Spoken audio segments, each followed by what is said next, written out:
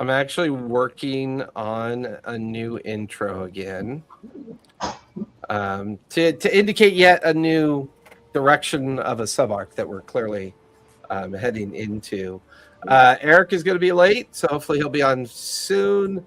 I believe Kurt is on a shift change with his family, taking care of his daughter, so I'm pretty sure he is off tonight. Other than that, let's go ahead and recap what happened last week. Session 77, the Tree of Death and the Witchlight Crystal. The session had begun with the party and the Stormlord Court debating their next move to save the kidnapped heroes. They weigh the risks of traveling to Avernus to confront Asmodeus versus tracking down the hag Skabatha to recover the Witchlight Crystal and rescue the Silent Souk. Focusing on Skabatha, Eritreo, Fendant, and Forn attempt to use magic on the hag's locket, but are instantly transported into a dark pocket dimension. Professor Jabatras and Cora intentionally cast spells on the locket to follow them inside. Reuniting the group in a dark void, they soon realize they are in the Astral Sea. The party finds themselves standing before a colossal tree of death filled with hanging corpses with a small, foreboding hut at its base. Bypassing an inky magical barrier, they discover a 5-year-old version of the Silent Souk inside of a crib playing with a cursed mechanical doll. The horrific doll attacks, swallowing the professor whole. However, Jabatras cleverly uses sleight of hand to disable it from the inside, saving himself and the child. Eritreo then obliterates the hut with Firestorm. When the party attempts to sneak up the tree to retrieve the Witchlight Crystal, Forn fails a pass without trace spell. He is teleported directly into the branches where thousands of undead instantly rip him apart and kill him. As the undead horde raids down to swarm the rest of the group, Eritreo uses his channel divinity to create a burning sphere of divinity, and Fendon cleaves through the mob, holding the creatures back. This gives the professor time to fly to the tree's heart, snatch the Witchlight Crystal using the Sky Anchor, and blast the path back down to the party using Sunbeams. With the crystal and the child Souk secured, Jabatras casts Word of Recall, safely teleporting everyone back to the airship. Eritreo successfully casts Grueling Resurrection on Forn's remains, bringing him back to life with a bit of severe exhaustion penalty to be incurred. As Forn awakens, he notices that the Witchlight Crystal has stopped glowing, and he suddenly realizes he has lost the ability to cast Hex. That's pretty much precisely where we last left off. We're currently on the main deck of the Zephyr. You guys are at I think you're still in the, near the, or you're anchored at the city of the Behar Hashari, because the airship was tethered there prior to you guys teleporting to the tree. We'll say it's midday at this point. What would you guys like to do next? We need to take the Souk to his siblings, right? Yeah, they're looking for him. Well, and we need to tell him that we got him. Have we already contacted them to meet us here? No, not yet. You guys just got back. Mm-hmm. And the Silent Souk is one of 4 Fey queens or Fey rulers that rule the 4 different courts. But I believe they are the fall court, the winter court. 2 of them siblings? 2 aren't? No, 2. One's a mother, one's a daughter. Tatiana, one's a mother, one's a daughter. So the spring court, summer court, fall court. And I believe the Silent Souk is the winter court. Maeve was the winter court. I thought that was the Tatiana's sister.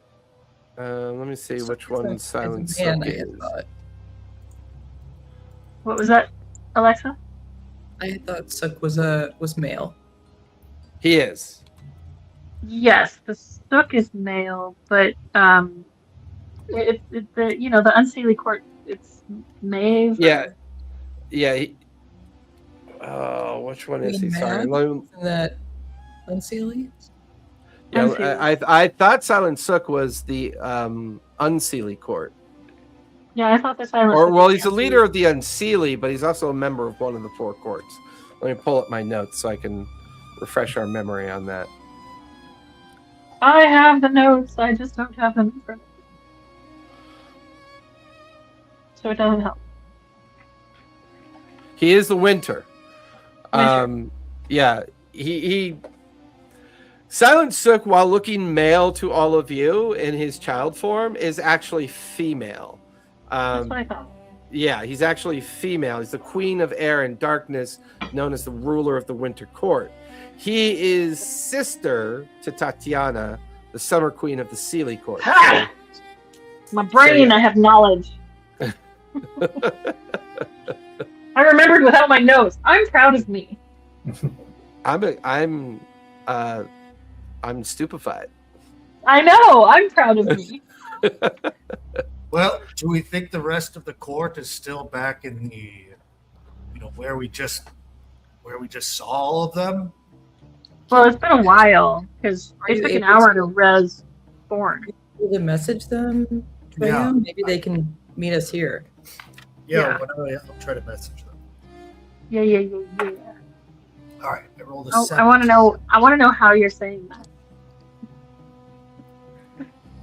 17. What exactly are we saying? Hey, we got your sister, baby.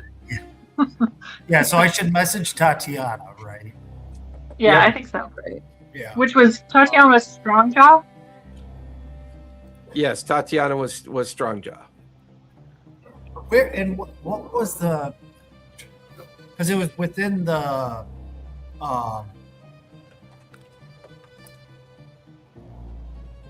Sorry, Doc's growling and stuff. I just mind blank. It was within the hall that we were with all the other heroes. Where the I'm gonna ask. Yeah, you guys were in the guild hall Guild. near the outskirts of the city, where the three rulers of the Ben Hashari revealed to you that they were actually the four courts, especially since Cord got involved.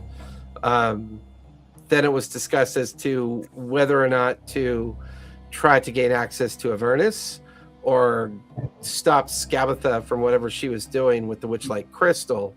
There's also a narrative in regards to visiting Korra's Ashbourne clan in the Shadow Mountain and possibly asking the Oracle for help in regards to locating Skabatha or other hags that might be involved in whatever Skabatha is doing. Now, Skabatha does have two other sisters, and so far Skabatha has been the only one that's been revealed so far.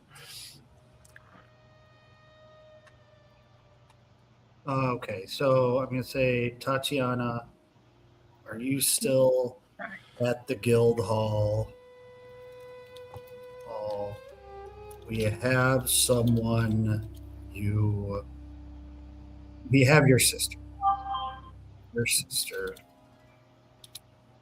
Things got interesting. That's not open-ended at all. Meet us at our airship. All right, yeah, and then ask her, can you meet us at our airship? There is an immediate connection of the spell, you then feel a kind of quick response, of course, and then there's just like a sudden small eruption of energy, and Tatiana is now on the deck of the ship. Tati, good to see you. Does she look like Strongjaw or Stonejaw, or does she look like Tatiana? She looks like her Fey form at this point. Okay. She does that classic raise an eyebrow, like noble disdain at the obvious nickname that has been given to her by Eritreo.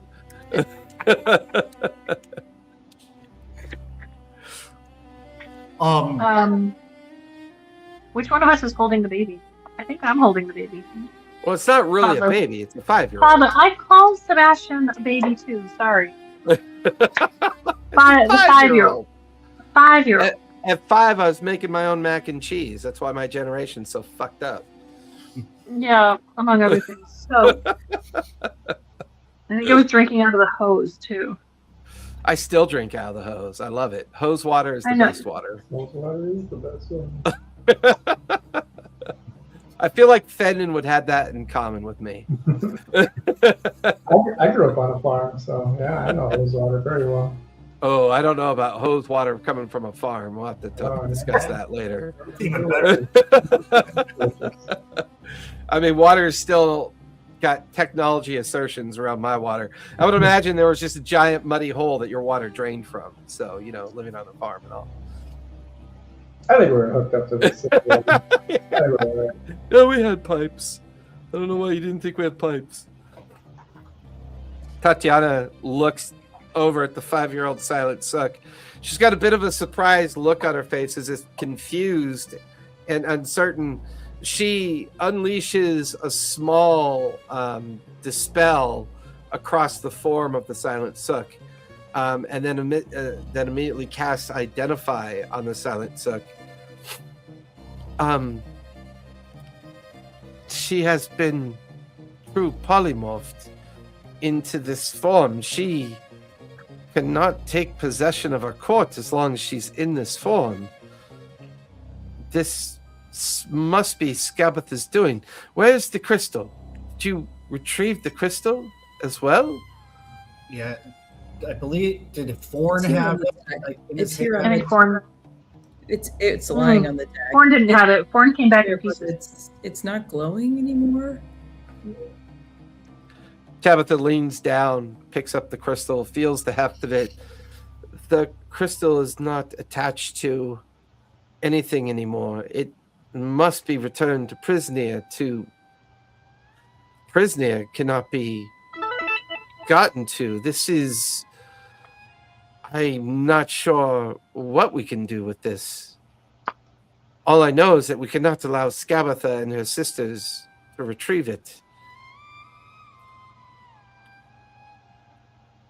Okay, so we didn't break the witchlight. It was already like that, right? Well, it's not a matter of breaking the witchlight. It was attached to the tree. She was using the power of the crystal to absorb magic through and into the tree. Was there anything else that had happened while you were at the tree of death? Forn died. It died. There were hallucinations and undead all over the tree. Skabatha gathers dead. She uses their corpses and the remains of their souls to harvest, to put power into the crystal. I don't know what she meant to use the crystal for. If she truly meant to use it as a means to help Asmodeus destroy Predathos, I'm not really sure how they could achieve such a goal if simply removing the crystal weakened it and lessens its power. How else would she get the crystal to Asmodeus to do what he intended to do? This is strange. Do you think this was a setup? Like they wanted us to take it out? No, I think they're in the midst of something. Skabatha was not there, correct? Her and her sisters. None of them No. Yeah, none of were them. there.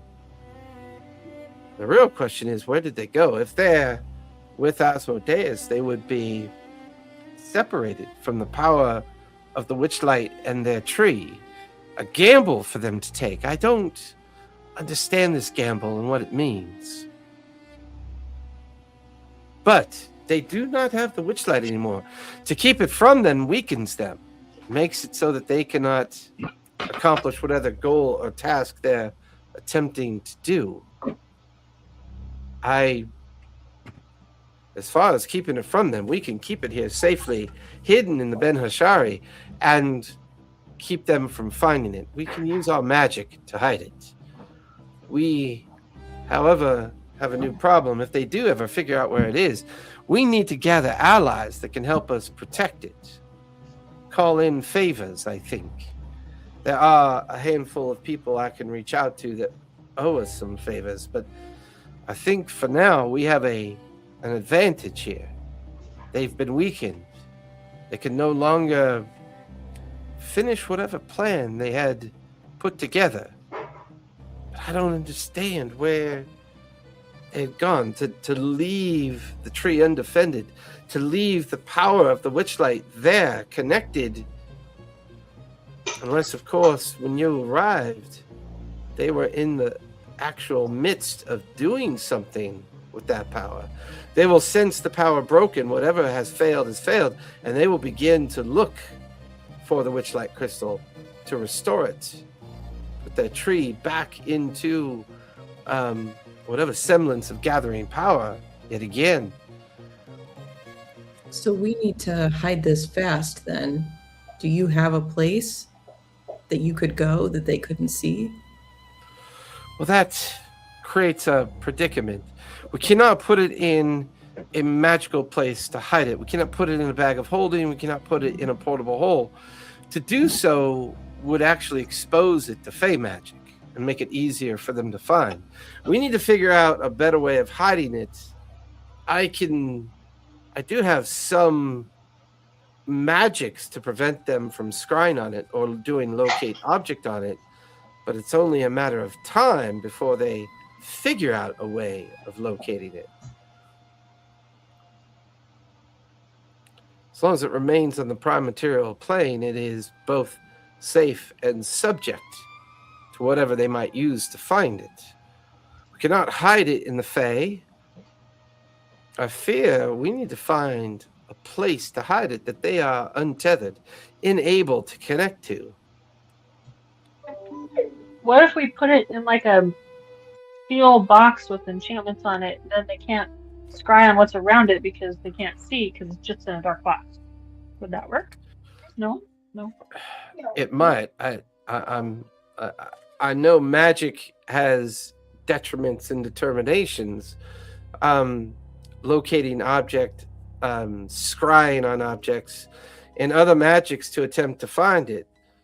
The challenge we have is that me and my courts have been in hiding ever since the Fae had fallen 10 years ago. If they find both us and the Witchlight, I don't know what that means for our opportunities and hopes of reestablishing the Feywild.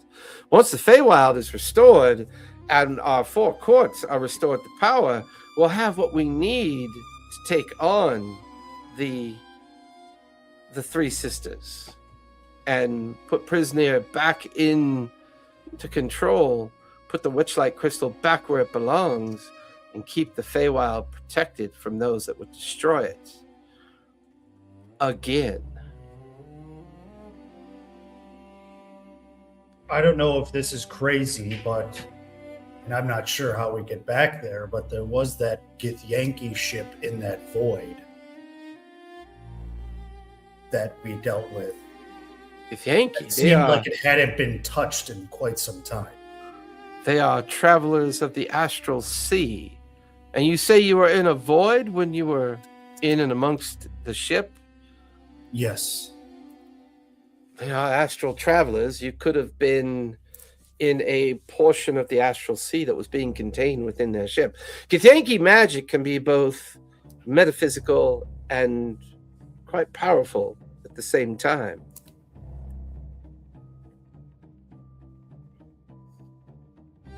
And then I'm not sure if this was brought up to you, but your sister was, encased by something made with Asarus bronze. We would suspect Crimp was behind this. I think that was the mechanical toy was made. Yeah. Oh, the mechanical toy. Yeah. Crimp. I know Crimp to be an artificer of sorts. An old, treacherous god that found its way back to the prime material plane. Are we to assume then maybe Crimp, the three hags, and Asmodeus are potentially working together? Seems to be that way. I think so, although we aren't confident that Crimp really is who he says he is. He's claiming to be a god, but that doesn't seem to make a lot of sense with Predathos roaming around. Yeah, that is interesting, isn't it? If Imogen were to become aware, well, to be fair, I do not think Predathos is roaming around anymore. Imogen and Predathos are both trapped on the 9th level of hell under the guidance of whatever Asmodeus is up to. Their original plan, seeming to use the Witchlight Crystal as a means to trap Predathos, destroy the crystal, therefore destroying Predathos, cannot now happen. We have the crystal. You and your friends have the crystal. As much as I would like for me and my family to hold on to it, I think for now it's best that you all hold on to this crystal until we can devise a plan to keep it safely hidden.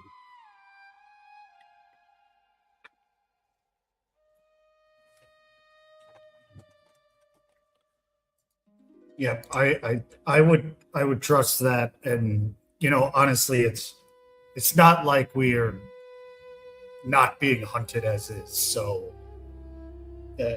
I'm being sought specifically by many. So I guess it could give away our spot more though if they're actively trying to scry on this.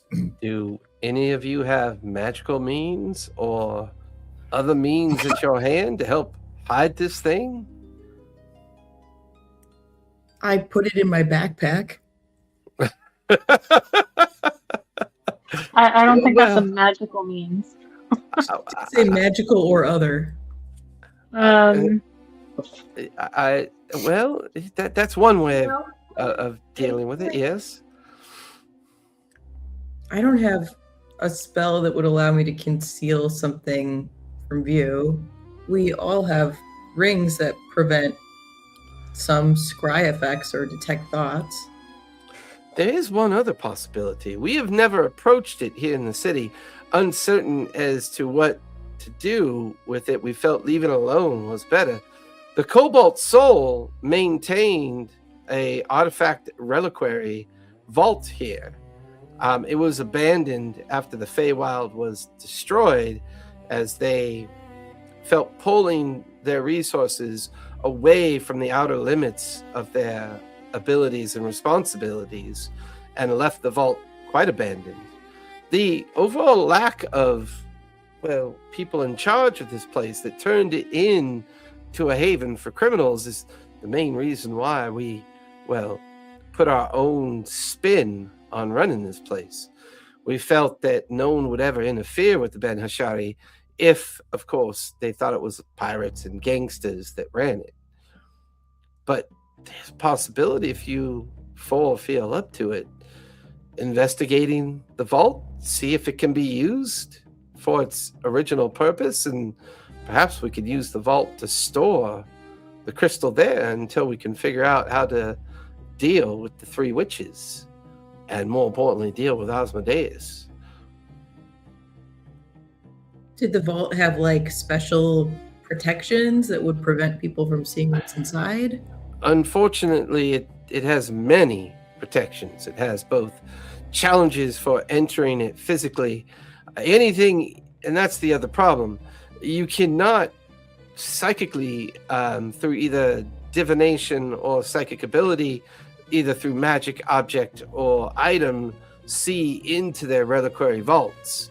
These are places that they would use to hide things that they didn't want the world to be aware of, to keep Exandria, as they say, protected from itself. However, we do not know how to get into the vault. You cannot get into it by magical means. You must solve its riddles, get into the vault, and restore it to what its intended purpose is. How to do that, we do not know. If we got in, could you station people outside of it inconspicuously so that if someone did come looking for the relic, we would know? I think if anyone could successfully enter the vault, we could help them figure out how the vault works, and therefore we could then use the vault for our own specific purpose. Absolutely. I'm just worried, like, I know we're really good, but, like, if we can get in, like, probably the bad guys can get in. So, Maybe. I don't know. What? Might be our That's best the thing. chance, though. I think the most important thing about a reliquary vault, from my understanding, is that to use it means that no one can identify anything within it. Even now, we cannot tell you what's in the vault. There could be something in the vault now. We assume that they abandoned the vault and therefore took whatever was inside of it. And if we can't see into the vault, we can assume Skabatha and her sisters can't do it. And Asmodeus' power is very much limited to where he resides and gets his power from. For him to appear on the material plane now would be the consequence of Imogen being trapped on the 9th level of hell. But that doesn't necessarily mute Predathos' power. You can assume that your interference with the crystal interfered with whatever Asmodeus and the sisters were attempting to do. It's quite possible that, without even realizing it, things could have changed very, very distinctly down in the 9th level of hell. For all we know, Predathos is loose. The heroes have escaped and are trying to figure their way out, for all we know. I hope that's the case. Kick Asmodeus in the butt. Asmodeus is a very powerful god, the last of the betrayer gods. He will not suffer easily or quickly.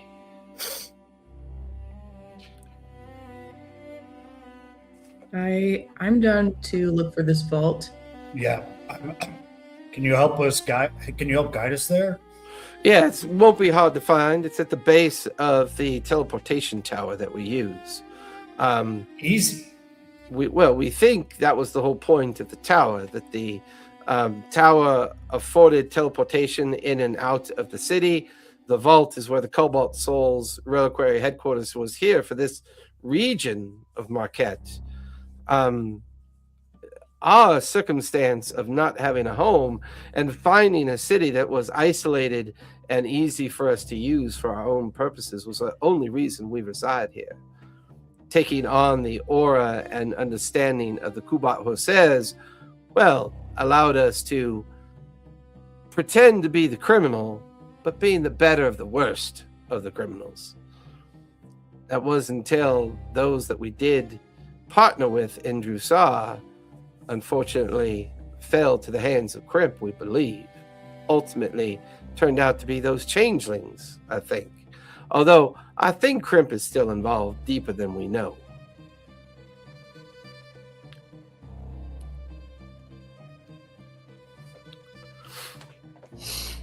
So we try and access the vault, and then we can store this crystal in there. Hopefully. I think that's a plan that we must rely upon. For now, we will take care of both Forn and the Silent Souk. I will get city guards to escort you to the basement of the tower. And then from there, I'll leave it up to you all to figure out how to get into the vault. We have very limited to almost no information in its regards. Take you to its entrance. That's as far as we've ever gone. If you can't tell, Forn is pretty exhausted, so you could do something about that. We shall try. We think we can. We have some greater restoration potions available to us. I think, although that may not help initially, we do have some other magics that will behave as if he's taken long rests to restore his deficiencies coming back from resurrection or raised dead. Very difficult, while powerful spells, very difficult and time consuming to recover from. Well, we'll take our time in the vault. You watch as Tatiana polymorphs back into the stone jaw form. immediately gathers up a handful of guards. Both the Silent Souk and Forn are escorted back towards the Lord's Hall, where the council that normally runs Ben Ashari, the Barry Haresh, currently resides. The 4 guards eventually take you through the city, take you back to the base of the teleportation tower. Here, the outside stairs lead up to the teleportation parapet up above at the conical top of the tower. But instead of going up this time, there's a separate iron door with a very heavy lock on it. The guard retrieves a spindle of keys, does a sequence of turns on the lock, unlocks it. He mutters an incantation under his breath. 2 of the glyphs flare out of existence that were on the door as well. The door's then pulled open with a kind of rusty squeal noise as it's pulled outward. He then leads you into a dark chamber. This dark chamber is, for the most part, empty except for a small desk with some journals and other bits of writing material. There's a slender and very kind of regal-looking elder elf sitting at the desk. That's when you realize that they are a reborn. They're kind of ghostly silhouette. Their undead eyes kind of come up from the desk to look at the guard. The guard then looks at the reborn. Ma'am, I've been ordered by Stonejaw to escort these individuals down towards the vault entrance. Do I have your permission to continue? In a very kind of like soft, ghostly voice. Of course. I continue to work on my writings. You may enter. The guards then hustle you by the reborn elf, or the unborn elf, to a set of stone stairs that lead yet down into another level down below. This next level down below looks to be a holding chamber or a storage chamber that is now completely empty. There's a single curved hallway that kind of wraps around the foundation of the chamber until at last you guys stand in a 50-foot squared room staring at yet another door, but this door is made of stone. You see lots of writing and glyphs on it. You could see the mark of the Cobalt Soul is imprinted onto the top of the door. No obvious hinge or handle or keyhole. The guard kind of, please, call for us when you are complete and done. We will stand out with the reborn until you are ready to be escorted back above outside the tower. Is there like a key or like a password or like a riddle or something for this door? They all kind of look, the 2 guards look at each other and then look at you, and we were told that you were supposed to figure that out. Well, we can't, but like if you had the information, that would just speed along the process. Ma'am, I'm not even sure if this is even a door, to be honest with you. Everyone else seems to think it is. It's definitely designed by the Cobalt Soul. That much I do know. How to get in, I couldn't tell you. Fine. I mean, do you know anything about the Cobalt Soul? I mean, they're a very insular group of people that feel keeping knowledge from the free world is a better benefit to the world than actually that knowledge that they keep. Kind of a bit of a, well, autocratic intent for the betterment of the good. I'm not a fan of the Cobalt Soul. They mean well, but sometimes their wellness gets people in trouble. Well, good luck. Try knocking. For fuck's sake. By the way, If only we had a furbog always around to tell us what we need to do. You watch as the guard walks up with his gauntlet. Boom, boom, boom, boom. There's like a hollow metallic sound from the other side. We've even tried fireball, if you can imagine that. And then they just kind of walk away towards the stairs. Would it be okay Dry to say- fire storm. The one guard stops. That I would it's not short advise it. I would not advise it down here. It's a pretty cramped area. What were you saying, Melody? Go ahead, Bill. Sorry, would it be okay to say that we had a short rest during that Oh yeah, period? you would have had a short rest on the ship. Yeah, absolutely. So if you guys want to click off a short rest for anything. Oh, Professor, you're here. We recapped the last session, and they had summoned Tatiana to the ship. They had a quick conversation with her about how to keep the crystal safe and being found by Skabatha and her sisters. There's a belief that maybe when you guys stole the crystal, that it may have interfered with a ceremony that may have already been in the process and may have introduced a bit of chaos down in the 9th level of hell, and possibly that outcome may still be playing out. Meanwhile, this city, known as the Beri Haresh, or the Ben Haresh, once had a cobalt outpost here. Tatiana had revealed that to the group. Now the theory is if the team can figure out a way to get access to the vault, they could then possibly restore the vault and use it as a means to hide the crystal. Because even now, none of the 3 members of the court, the 3 Fae, their magic does not seem to be able to penetrate the vault door or the area that the vault takes up. So the thought is if they could use the vault, they could keep the crystals safely hidden from those that might still be looking for it. I got it. So we're doing a reverse Ocean's 11. I get it. A little bit, yeah. That's I never miss your quips. God damn it, I never miss your quips. You leave my cultural media alone. It has value. Damn it. All right. Can we sort of examine the door and see what we see? Give me an investigation check, Melody, as you start examining the door. Well, maybe I suggest to the group that the group examine. That's really not my forte. Anyone is free to use whatever skill they'd like to try to figure out this door. I'd like to check for any kind of like arcane sigils or sigils or anything on there. Yeah. Give me an Arcana check. All right. Looks like Earthen is watching the episode. Ooh, that was a natty 20. Nice.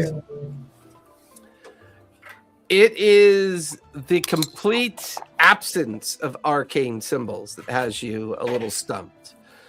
The Cobalt Soul is not removed from the idea of using magic. It's just that there are no arcane symbols on the front of the door, which leads you to believe that there could be a mechanical reason for why this door is shut, a physical reason. And that perhaps the magical protection of the vault is something else that's beyond this physical door. The Cobalt Soul they're an organization that believes in the blending of different kinds of power for purpose, both the physical, the metaphysical, the magical, as well as the idea of the different types of faiths that could be involved in their belief system. This vault would have been built before Predathos. This vault would have been built before the solstice. This vault would have also been built before the Feywild was destroyed. So whatever they used to assemble and utilize this vault for whatever purpose would have been built during a time when you could say the world was a little bit more normal than it is now. And it's been abandoned now for 10 years. All right.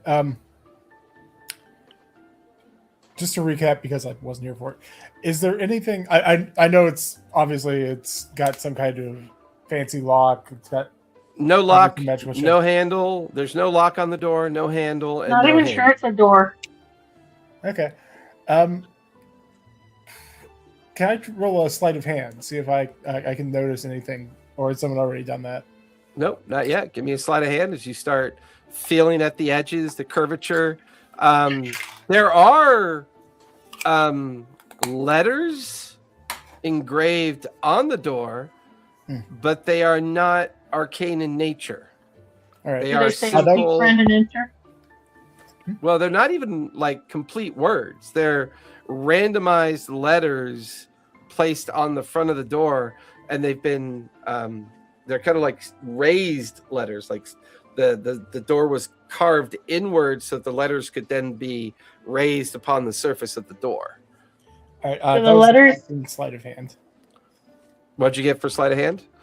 18. 18.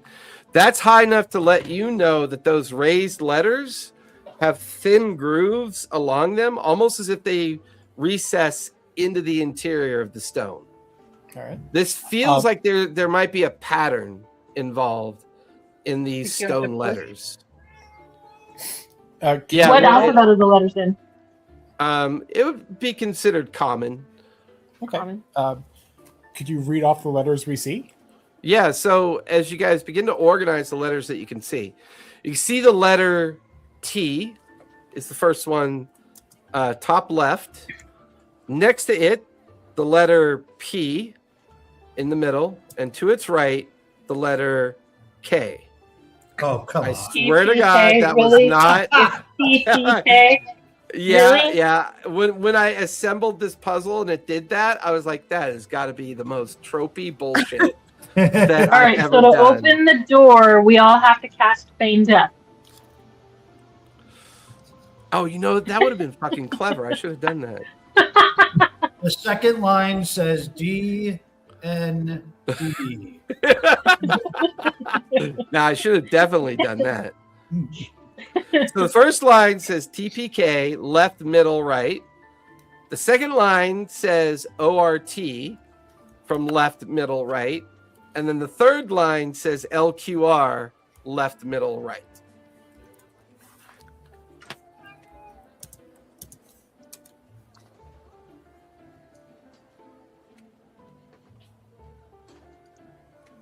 Doesn't feel like it's a word. No, there's only I'm one. gonna try not stealth, survival. I'm gonna try survival on it. Go for it. Okay. Let me I pushed the wrong button. Okay, well I'm pretty sure my survival was a 13 plus 13. So let's roll, because of course now it's freezing. 15 plus 13 plus guidance, which is a 2. So 28 plus 2. Right? Yeah, 28 plus 2. 20. So that's a 30. Yes. It almost sounds like a filthy 30. Dirty 30. Filthy 30. One of my favorite age groups. Why are my campaigns not coming up? Trying to think of what. I apparently froze my or your. Okay, go on. Sorry. What, the phone froze or the tablet froze? The tablet. D&D Beyond, the app is working on everything except pulling up campaigns. Interesting. I don't know. It's just giving me a white screen of nothing.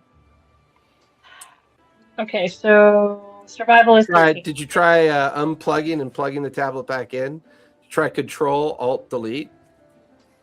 I tried. Yeah, absolutely. I tried Control Alt Delete on the non-keyboard that my tablet has. Mhm. Yeah. Yeah. And it's not plugged in. It's on battery. Right. Yeah. But I got it through the character list, so it's okay. It's a 13. Plus 13. So yeah, dirty 30. This, your people have been known to find mysterious tombs out in the desert. Mhm. This feels like an opportunity to use a cipher. You get the feeling that the understanding of the Cobalt Soul may offer up what these letters might mean. Their order and organization may be relevant, but more than likely there is an order of these letters to their meanings of words that have a direct association to the Cobalt Soul. Anyone is free to make a history check, as Cora is kind of saying that as she studies I the have door. a awful history. I'm a negative Yeah. 1. So no. Yeah, but the last time you said that, you rolled a natural 20 and got a 19. So I'm not buying what you're selling, Eritreo. Although that dinner you were eating earlier, I would buy. That looked pretty tasty. The professor rolled a 17 on history. Okay, 17. Don't forget guidance. Don't forget guidance. Oh, guidance. Okay, let me add a D4 to that. So I got a 17 plus. 21 with guidance. 21. You know, for I a got party girl, 11. Melody, you sure know a lot about history. Okay, that's a dirty 20 in that case. Okay. I only got an Fendon. 11. 11. Oh, Fendon's not even gonna try. Well, you got like a -9. I mean, you could. All right. You never know. I mean, Eritreo has proven you may not have the skill, but you 16. I certainly have the luck. guess. Oh, I- 16. I got a 12. What'd you get, Fendon? Oh, 18 with guidance. See? Wow. See? From what you guys know of the Cobalt Soul, there's an idea of how they see themselves. There is an idea of the responsibilities of themselves, as well as a kind of mythology about themselves. There's the idea of the tools they use as an archivist. There's also the duties of what they perform out in the world, as well as they believe in Ioun.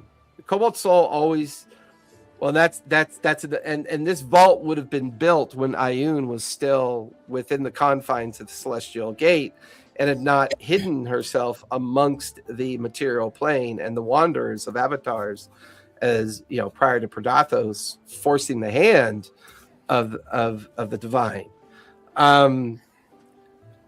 You get the feeling that the first 3 letters have something to do with tools that an archivist would use. You get the feeling that the next 3 letters have something to do with the duties of the Cobalt Soul, something that they perceive as their responsibility. And the last 3 words feel like it's 3 letters feel like it's representing a cipher of how they view the enemies of Ioun, as well as a warning against those that would use powerful relics as a way of threatening the world. Hmm.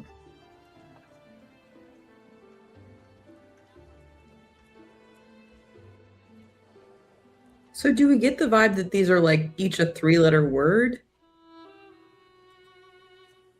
I would say with the 21, who got the 21? That was, Melody. I know Professor got a dirty 20 and you got a 21. So between the two of you, you get the feeling that the T must stand for truth and the K probably for knowledge. An archivist would use truth and knowledge, so the P must be something relatable to the idea of truth and knowledge. Perseverance, maybe? Professor? Yeah, preserves. Or... Protection? Truth, knowledge. Protection and perseverance, you feel, would fall under the duties. This is what an archivist tool set would look like. The idea of truth, the idea of knowledge. Right. The P must be something else an archivist would use as a way of gathering information. Persistence? Prophecy. But yeah. No. Preservation? Archives. Paper? What is the most common role you make in D&D? Perception. With that, as you guys start, right to the answer. I mean, if it's suddenly you Jason's watch saying it's as the insight, three letters glow with a kind of effervescence of energy, and you can hear a heavy kind of metal recoil of a rod, like a heavy like something locking into place or moving. The entire stone facade kind of quakes a little bit. You get the feeling that you just released one of the locks. Okay, so second row. Oh, great. These are So we're things that hero. feel like duties that someone within the Cobalt Soul would provide. I say with that same 20 and 21, you get the idea that the R stands for reason, and T might be for teach. Oh, maybe order? Observation? Observation. You then watch Observation, as the three letters kind of glow with a bit of an effervescence, and then you hear a second lock. Get the feeling that the second lock then opened. So then, The third one seems to have more to do with the very purpose of the Cobalt Soul itself. The idea of protecting Ioun. You get the feeling that the L is to entreat with liars. And you get the feeling that the R stands for reason. Dealing with liars and using reason to deal with liars. You get the feeling that the Q must stand for something along those veins, along that idea of the purpose of their existence as an organization. Questioning? Close. querying. That would be, once again, that would be more of the duties. Questioning, querying, even questing sounds more like a duty of a Cobalt Soul member. Once again, this is the reason why they exist. The idea of dealing with their hostile enemies, the idea of using reason as a method to identify enemies and deal with them. Qualify? Pretty close. Quality? The quality of the liar. There is a mythical historical book about an uprising due to the fact that young children have to compete in the Hunger Games, and it happens every quarter. Quell? Yes, that's it. Oh, never in a million years would I have gotten to Quell. Didn't realize The idea of went through this universe too. with that, the final lock retreats. You hear the grinding of the final lock. You then watch as the heavy stone slab slightly lifts and then descends down into the stone floor. There's like an explosion of dust and particles that kind of spray everywhere. You're now looking into a dark entry point. What's interesting that you pick up on, Professor, those letters magically interacted with the door. But the Tatiana and the others had expressed no sense of magical imbuement, as well as you notice no magical arcane litanies of any sort. So somehow they managed to put that kind of barrier in place that still required a magical kind of outcome, but yet no one knew the magic was there. So I'm going to kind of voice that to you. Say, that was interesting in, an odd way. Did any of you notice that there was a magical rock in this, but like no obvious? I don't know. It seems strange to me. Like they're hiding that they're doing magic?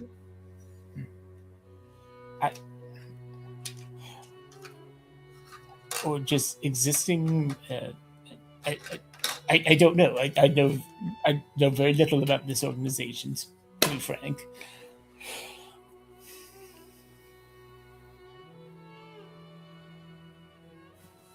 Maybe a detect magic is not going to be super helpful here. The chamber beyond the threshold is round. You watch as the entire chamber, which is maybe 60, 70 feet in diameter, You watch as it lights up. The chamber itself is built into 4 quarters. Each quarter panel seems to be very intricately engraved arcane writing of various types of magics. You get the feeling that this chamber is protected by both a protective magic, a sense of anti-magic, a sense of anti-divination, and a sense of any magic related to like teleportation or any kind of magic that would allow people to gain entrance by magical means.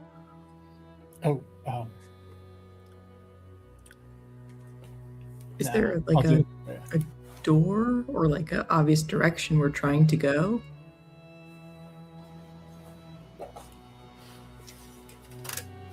How many? Anyone's free to make an investigation or perception roll to see if you notice anything else about the chamber. Okay, Yeah. I will. Yeah. Okay. Can I do Arcana checks on these Arcana writings? Yeah, feel free.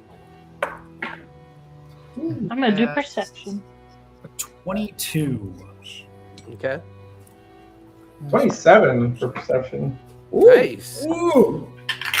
It's okay. If it didn't interest anyone, so I perceive well. I got a 21 for Arcana, so Okay. I got a 22 for perception. Okay. I got a 19 investigation. yeah. The round chamber, as a group, you guys rolled really well, so you're going to make these discoveries as a group. The round chamber, the walls are so smooth that you get the feeling that the chamber was magically formed. Somebody used a very powerful spell to make this chamber. The floor is a very smooth obsidian stone, and it's so smooth that it is a single layer of continuous stone. You then look up and notice that the same obsidian stone also seals the chamber. You feel like you're standing in the vault itself, is what it feels like. You then realize that each of the panels represents a spell that is designed to protect this vault. All of you begin to realize that there must be some kind of magical evocation or some kind of spell that the vault keepers would use to reveal what would ever be inside the vault. The feeling that they're using the physical space as a means to hide items, but you also get the feeling that the vault could very much be empty, and now it's a matter of understanding these magics to then reactivate the vault. Somehow these magics, the first one is a protection spell. The next one is, so there's one panel designed specifically as a protection spell. There's another panel that's designed as an anti-divination spell, which would avert abilities like scry, locate object, and such. Another panel that seems to be a very powerful evocation spell of disintegration. If anyone attempts to break into this vault, that spell would then activate and disintegrate anyone who attempts to access what would ever be in here. The fourth spell is a spell of displacement.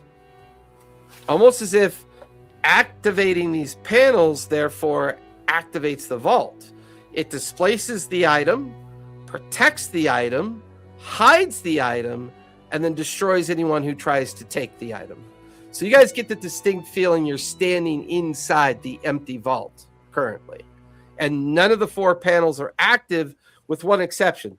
They all have a very subtle blue light through the arcane engravings that would indicate to those of you that know arcane knowledge pretty well, that would indicate that the spells are inert, or the panels themselves, while still containing magic, are currently inert and not in operation.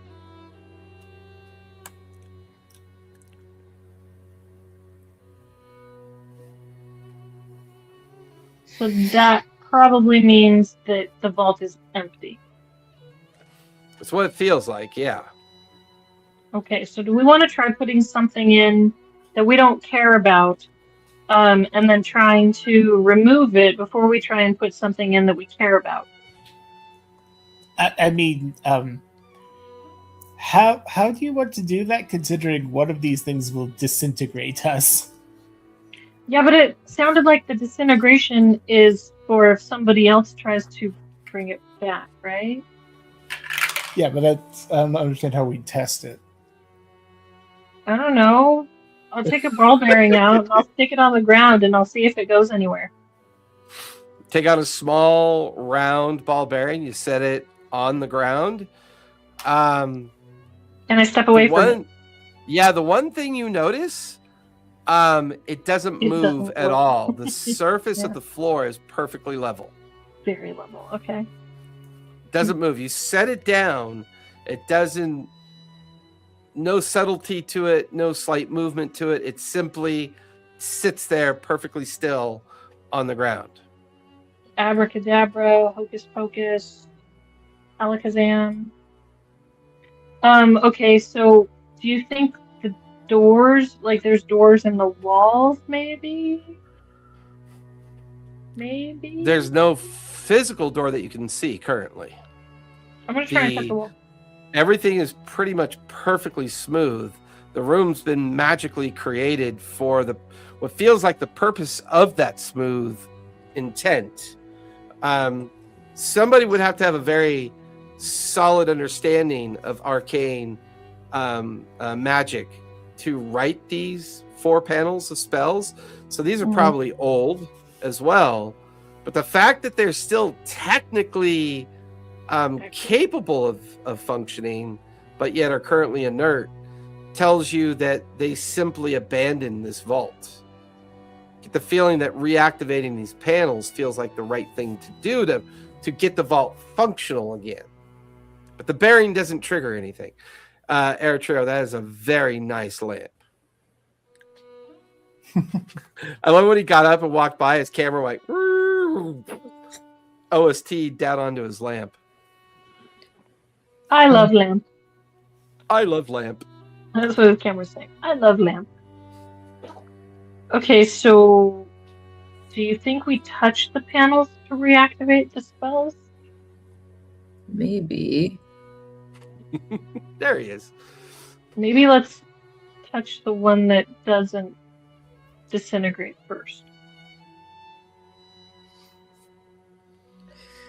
Can I try touching, let's see, maybe the anti-divination one and like try Yeah, I and- mean, you like a you first touch level it. There's spell or a something? bit of a you touch it. There's a bit of a warmth to it. You kind of like follow the very carefully articulated engravings that represent the spell effect. Touching it doesn't seem to do anything. It just reminds you of its physical presence. Can I try to like push some magical energy into it? Yeah, you like whatever low level cantrip you have available. You Yeah. know, you kind of cycle it through your hands and into the panel. And nothing. It just didn't seem to react, neither harmfully or positively.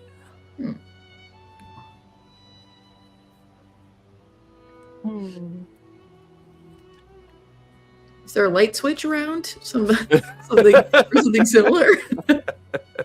In the writing, is there like a wake word? Look at it and say, Alexa, activate the, I don't know. Activate Turn on the the bed, Alexa, turn on the bedroom lights, or Alexa, turn on the vault doors. I mean, Alexa, turn on the vault security system.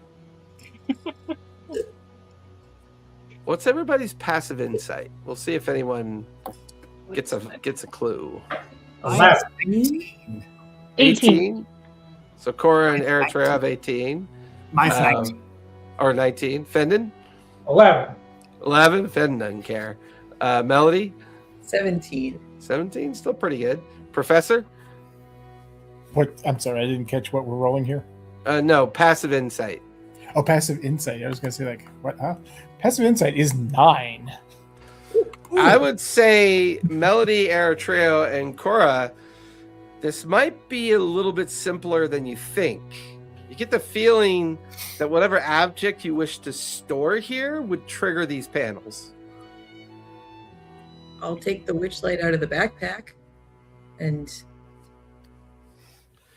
As soon as you take the witchlight out of the backpack and hold it as you're standing in the obsidian chamber, you watch as the panel for displacement lights up. All of the words light up in a much deeper, darker pattern of energy, and they all kind of like coordinate into these lines that begin to stitch an illusion of a kindly old woman that is now standing in front of you all. Hello, and which object would you like me to put into the care and protection of the vault? oh, This ball bearing. we were I don't want thinking- to. No. You don't want to test it with the first. we were You thinking. don't want to test it with the thing that we actually want to keep. What if we can't get it back? If you'd like to do that. Hello. What if we can Yeah, get like the moment that Cora like brings out the ball bearing, the magic just all goes away, the old lady goes away, and everything goes back to being inert. Well, So you can only store magic shit here. That's a Cobalt Soul Vault for you. It's a reliquary Okay. vault. Let's try something that's not something that's magic that's not our extra special magic item. We have magic items that don't we? Do you have relics? Does it only have to be relics? It's possible. I don't want it to just be relics. why don't we just ask her? Oh hey, then that's a fabulous idea. Let's ask her. You watch as Melody brings back out the Witchlight Crystal. The old woman reappears once again from the displacement panel. Hello. What object would you like me to take possession of? Hello. If you take this object, how do we get it back? Oh, you merely ask for it, of course. Cool. Like you know who stored it? Yes, the 5 of you are storing it, are you not? Melody, Eritreo, Cora, Fendon, and Professor Jabatross, of course? And nobody else can get it then. No. Only the 5 of you are capable of summoning the displacement panel and retrieving said object. This place is pretty Do cool. all 5 of us have to be here at the same time, or can one of us individually summon it? Anybody involved in the displacement activity would have to be here as a means to retrieve it. How do you know our name? I am the Vault of the Cobalt Soul. I know everything. I am Ioun. Oh, What? I just want to imagine that we all have had like little plastic name tags the entire time, and then there's just Yeah, like she flicks her little wizened fingers, and like little Walmart tags appear on all your chests. I know everything. This vault is carved from the very, shall we say, creation of what one can get Ioun stones from. Wait, are you an avatar of Ioun, or are you just I am an extension of the magic of this vault. This vault is consecrated from Ioun, and therefore I'm an extension of that. Who allowed Okay, to tell anyone else? knowing what I do of Ioun? Do you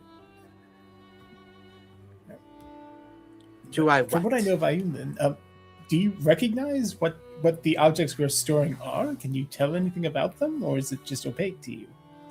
I have some understanding of the items based on what you present to me. I believe what you have there in the in Melody's hands is the Witchlight Crystal, a device that is normally in the possession of the ruler of Prisnir, not necessarily linked to that single ruler, but that particular crystal is what gives magic to the place known as Prisnir. all right. So the professor just kind of looks over. It's like, literally just kind of shrugs. It's like, can you tell me anything about this? And he pulls the sword out. It's like, I've been told it's the hand of God, but I know nothing of it. It absorbs that. Yeah, give me a persuasion check as you try to convince this illusion to try to figure out what your sword is. Persuasion.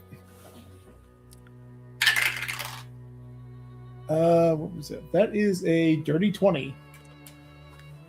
The illusion looks at the sword that you hold out. While I cannot normally see into vestiges, I believe that to be an artifact of a god, fashioned for the purpose of a champion to use. Only a champion can reveal its true magical nature. I would surmise that if you do not know what it's capable of, then a champion has not been selected, and therefore it has not revealed itself yet. This vault has held vestiges before, a long time ago. How much can the vault hold? There is no limit to our containment. Do we want to put anything else in here, guys?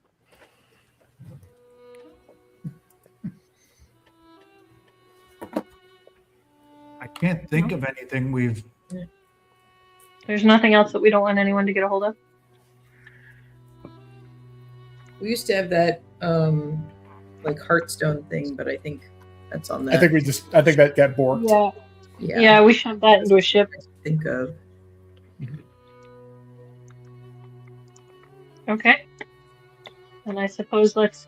Now, okay, is this... It's not scribable, right? That's what that magic said. Yes, you can have one too. What's that?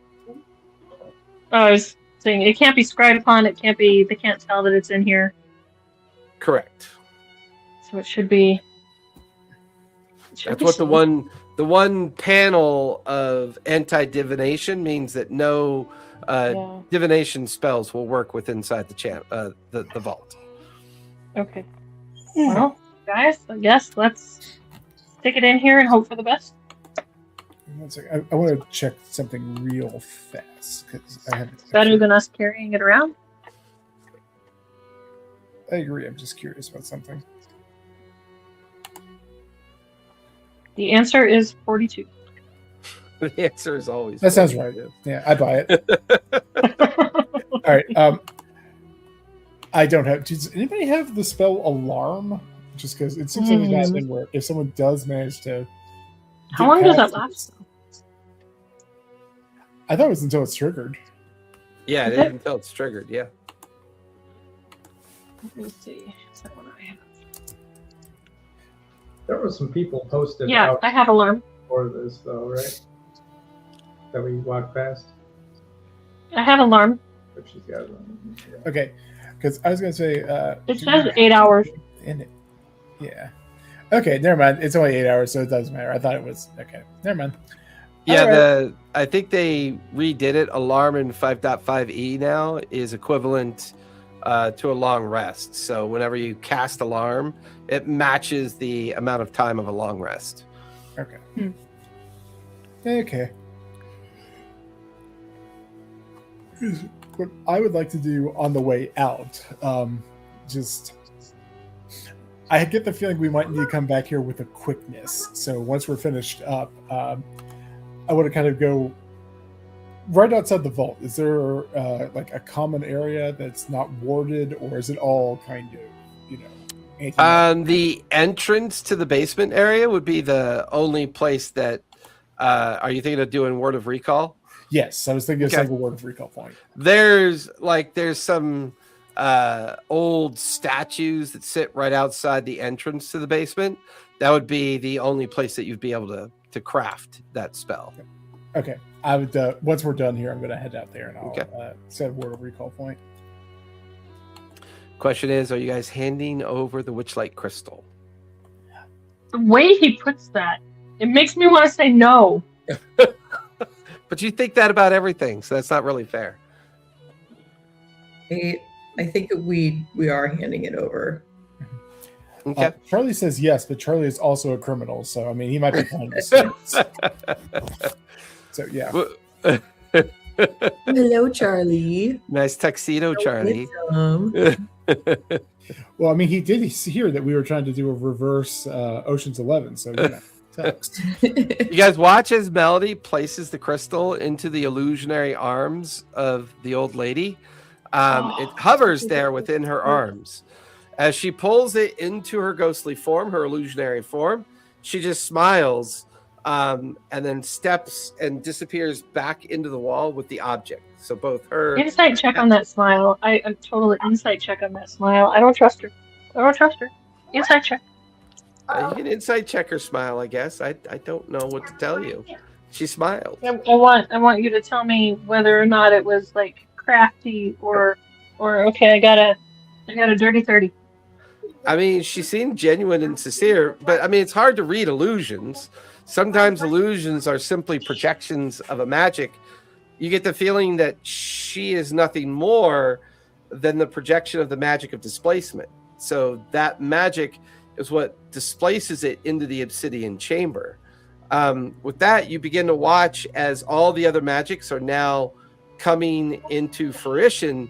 And then in the very center of the chamber, you watch as a silver medallion just kind of appears at the floor of the chamber with the symbol of the cobalt soul in it.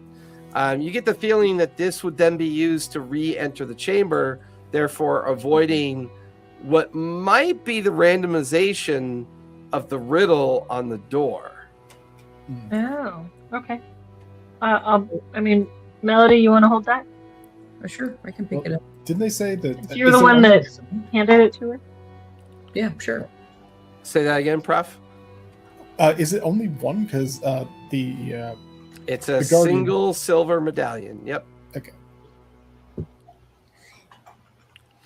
With that, Melody, you pick it up off the ground. The five of you exit the chamber. You find the two guards waiting for you at the top of the stairs with the reborn. They take note that you're done. They guide you back out towards the entrance of the basement of the tower. All right. How long does it feel like we were gone? Sorry, Felt like you were gone for like maybe 20 minutes. Okay. No sense of time displacement. Okay.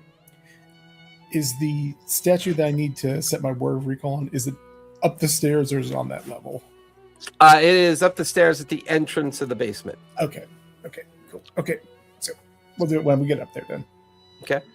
As you guys head out of the basement, you're back in the edges of the busy city. The guards bid you farewell and head off to go do whatever they do throughout the course of the day, leaving the five of you at the entrance of the basement at the base of the teleportation tower. What would you guys like to do next?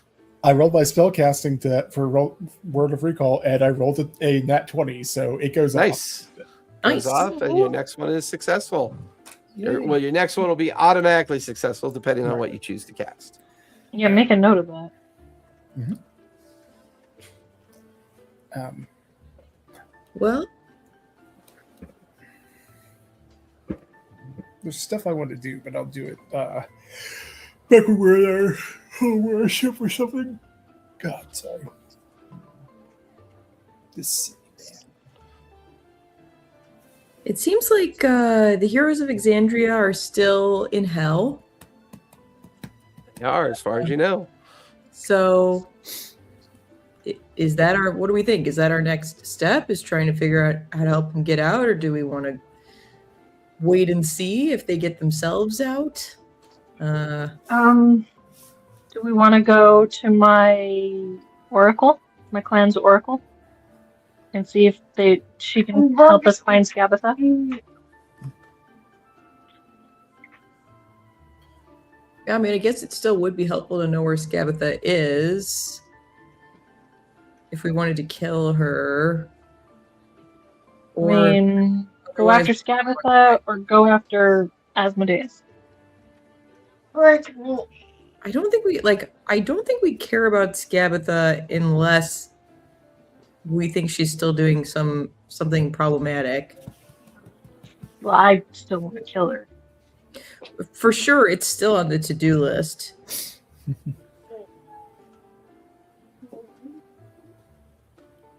Um, Mom, it's a boy. And if we go kill her, then she can't come here and go after the crystal that we just put away.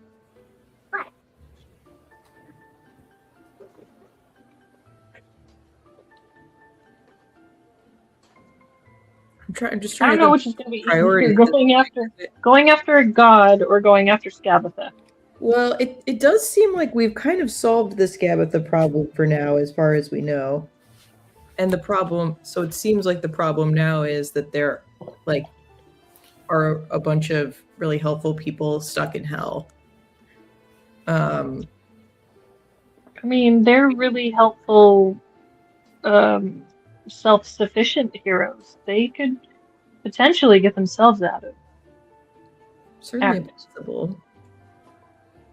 I mean, if they can't, who can?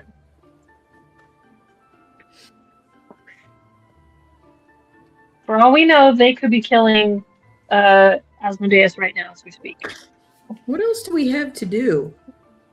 I'm sure we had some priorities before this. I know there was going after Skabatha and then rescuing the heroes and something else. I actually can't remember. Well, initially My you notes- guys had my notes are in California. yeah, I mean, you guys initially discussed freeing the Silent Souk, but that turned into two accomplishments. Not only were Yeah. you able to free the Silent Souk, but you took advantage of surprise and retrieved the Witchlight Crystal.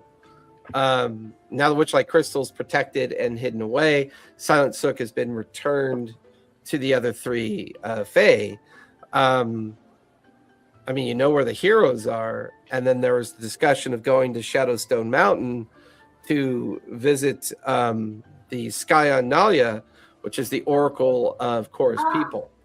And then, of course, you're always still unthreading or unwinding the idea of who Crimp is.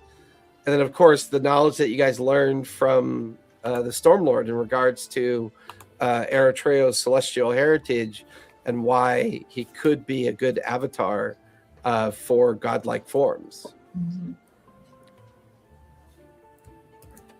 Or at least 4 that are still looking. Speaking of at that, you could always take the teleportation tower or the ship back to Ankarel and take advantage of the gifts that you were given there and plan from there, or take the airship out to Shadowstone Mountain and locate the members of Korra's clan. I would say that now that you have the Witchlight Crystal, you get the feeling that whatever plan was being formulated and in the midst of being executed has now been stopped. I would say there's not a specific priority right now. Nothing that feels urgent. If a group of like 20 heroes can't get out of hell, then they are definitely been oversold as heroes. Question is the condition. The only thing that's interesting is you're not sure what the overall condition of that failure might look like down in the 9th level of hell. Not just that, but they don't have their stuff that made them, or helped them be amazing. Correct. We have all their stuff that helped them. Yeah, all of amazing. their kit, gear, and everything is Data. still secured over at their guild house on the edge of the city. That is true. No, Unfortunately, their it's vestiges- not. No, we have all of their stuff in our portable hole. Oh, that's right. You scooped it all up and put it in the portable hole. Yeah, that's right. Yeah. Well, So maybe we want to go to Avernus and rescue them. Because if they don't have their stuff, the only stuff that they had were the vestiges. Yeah, the vestiges were the only things that didn't get left behind. So Pike's armor, Scanlan's rapier, the bow, the gauntlets, everything that they would have had in possession as being considered vestiges. The Vex. Vex's armor, Vax's armor. Yeah, Vax's armor. Sorry, Vax's armor. Okay, so maybe we want to go rescue them. Maybe? yeah, What do you guys think? I would. I mean, Should we not perhaps give it a few days and allow allow Forn to come back to full health? Earthen. I Now- do think we will need his exhaustion to be fully. Okay, if it's going to take 4 days, do we want to take those 4 days and go see my oracle, and then after his exhaustion is done, then we go and rescue them? I mean, that sounds like a better idea there. It's being one party member down doesn't seem like a great plan. Plus, there is No, that- that's true. Plus, I think we also need additional assistance considering the storm. We considered having the Storm Lord take me over as an avatar. I don't know if I like that idea, because what's to say he won't give you up? No, I understand, but the principle that we think we were considering it because we needed the assistance. So, I mean, do we? He says we do, but I think he just wants a brand new skin suit. it could be. That could be. Don't lose my dice. Melody, I'm sorry. What was your discussion? I was predisposed. What did you want to do? I was predisposed for. Oh, you were jumping in on it. I think we were just trying to figure out what to do next. I'm fine with going to see the Oracle, just to see whatever information they have. I don't think we have like a specific objective, but we would know where Skabatha was. Well, we may be able to ask her multiple questions. Like, she might be able to point us in the direction of Crimp as well, maybe. Sounds good. But definitely Skabatha, because, you know, my clan really has a hard-on for hags.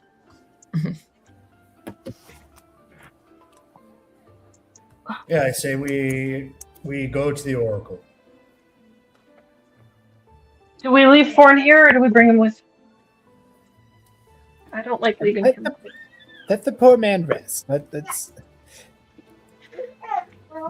And Why don't we bring him along and he just kind of, sits in the back? He can, That's a good idea. in case he feels up to it Lounge. relatively soon. do we have do we have to get there by airship, or is there some sort of teleportation circle we can take that? No, there is no magical means of getting there. It's a very How long does it isolated place. How long will It would take 5 days to get there. To get there? Yep. That's a lot of time. It's in the very center of the Ramadan Desert. So we wouldn't be back realistically for a week and a half. 10 No. days. Well, we Assuming could everything take goes the to plan. airship there. Sorry, we could Well, take that's the true. You airship could take the there for airship 5 there, days, then and we can word a If you recall were to back. That's true. You could. Oh, that's true. That's a good point. So we're thinking at least 5 days. Yeah. Well, let's check on Forn and see if the trio was able to find some way to get rid of some of his exhaustion. I don't think they can, but let's check. Maybe. All right, we head back to the ship.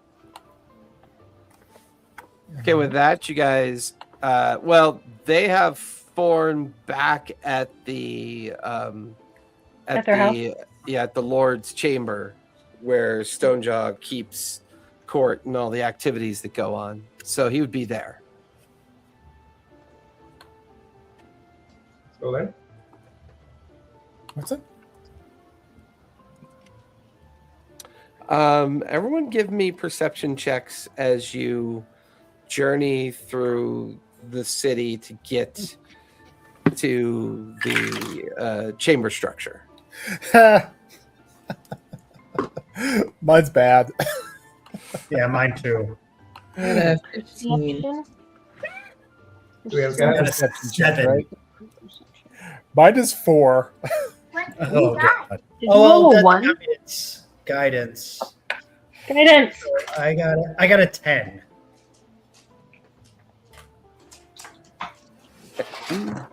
24 with Wait a guidance. minute, roll guidance. Ooh. Is that kind of 4? 26. Oh, cool. That's better. What'd you get, Fendon? 24 with guidance. I was gonna say, leave it to the two survivalists to have good perception. I'm an academic. I don't need good perception. We pay people for that. I pay for my research. I don't do it myself. No, that's different. That's It's intellect. It's intelligence. You don't have to be smart to be aware. You just have to have So you good have to be- note-taking skills. The for Fendon and Cora, you would pick up on a bit of a mood shift in the crowd. Almost like there's an awareness that something strange is going on, a sense that things aren't quite what they were prior to your team's arrival. An overall sense of suspicion. People kind of murmur to themselves as you guys walk by. People kind of point, but try to not be seen pointing at you as you walk through the crowd. There's an overall sense of just kind of a change in the demeanor of the city. One that would be interpreted as caution and concern at the same Now, time. And people does go it feel out of like- their way not to be in your path. Like they literally, see you coming and go the other direction. Does it feel like it's because, like, the heroes disappeared? Possibly. Maybe that's a rumor that's starting to spread through the city. Who knows? Before long, you make it to the Lord's Hall. You make it up into Stonejaw's personal tower, where Forn is currently in the recovery process. Their magic did actually work. Forn is now fully recovered by the time you find He him doesn't have in the personal chamber. Well, that's great. I would love for Eric to do Forn's voice, but I feel like it's going to end up being like too hillbilly. I want to hear it. I want to hear it. I know. Forn does fabulous. Eric, not Eric, Professor. This Professor, fabulous performance. He actually does. well. I see. Like it appears that these creatures here, they work some of their witchcraft. And I feel like just plumb healthy at this Oh, point. see, that's not fair. He's from Kentucky. That's not fair. That is not Did you say fair. plum hell? Did you say plum hell?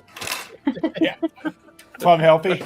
That was adorable. Plum healthy. Plum healthy. Okay, Oh my so goodness. So if we D6 don't- inspiration was definitely earned on that one. That was epic. I'm getting rather cooped up in here, shall we say? I crave adventure. Shall we make our merry way to Hale, or what is the game plan at this point? I feel like that's more of a foghorn leghorn than a form. I mean, okay. oh my gosh, I was I'm not thinking gonna that lie, same thing. So here's my thing, and I mean this genuinely without malice. I know that Kurt bases his voice on Benoit Blanc.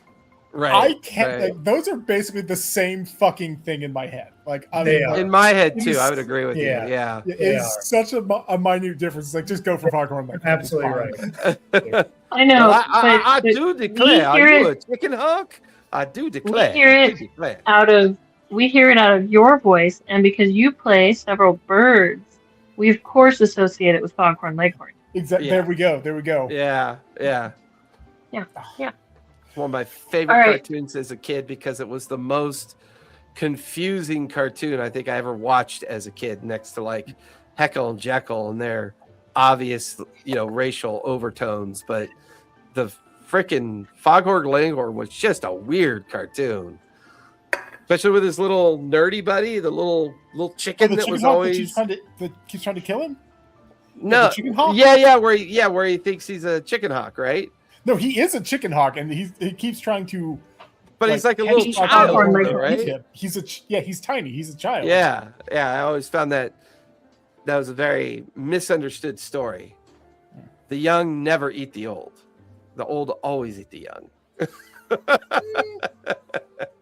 So how do you guys want to make the journey? Do you want to make it by airship, over land? So, I mean, how long would it take by land? Probably a month. Yeah, I think we got an air. That is a silly question. It's just, you know, taking an airship over the open desert to a mysterious scion of Oracle, soothsaying, always invites opportunity to be noticed. Like, I would say by airship means that you are obviously could potentially be traveling through areas that might be a bit more dangerous. Traveling by land would be more obscure. No one would imagine anyone doing that. So I just want to make sure the offer was there. No. I think we'll invest probably a month in travel. Get there, and Eritreo has a beard for the first time. Big old travel beard. Anything you guys want to gather from the city or look for before heading to the airship? We have to tell the trio that we're Okay. leaving too. All right, you let them know. Do you let them know that the Cobalt Soul Vault is now functional? Mm-hmm. Okay, I would. But I'm a very trusting burb. that's true. They will activate the Reborn Guard then. A contingent of guards will now be responsible for the entrance down into the basement to protect the entrance.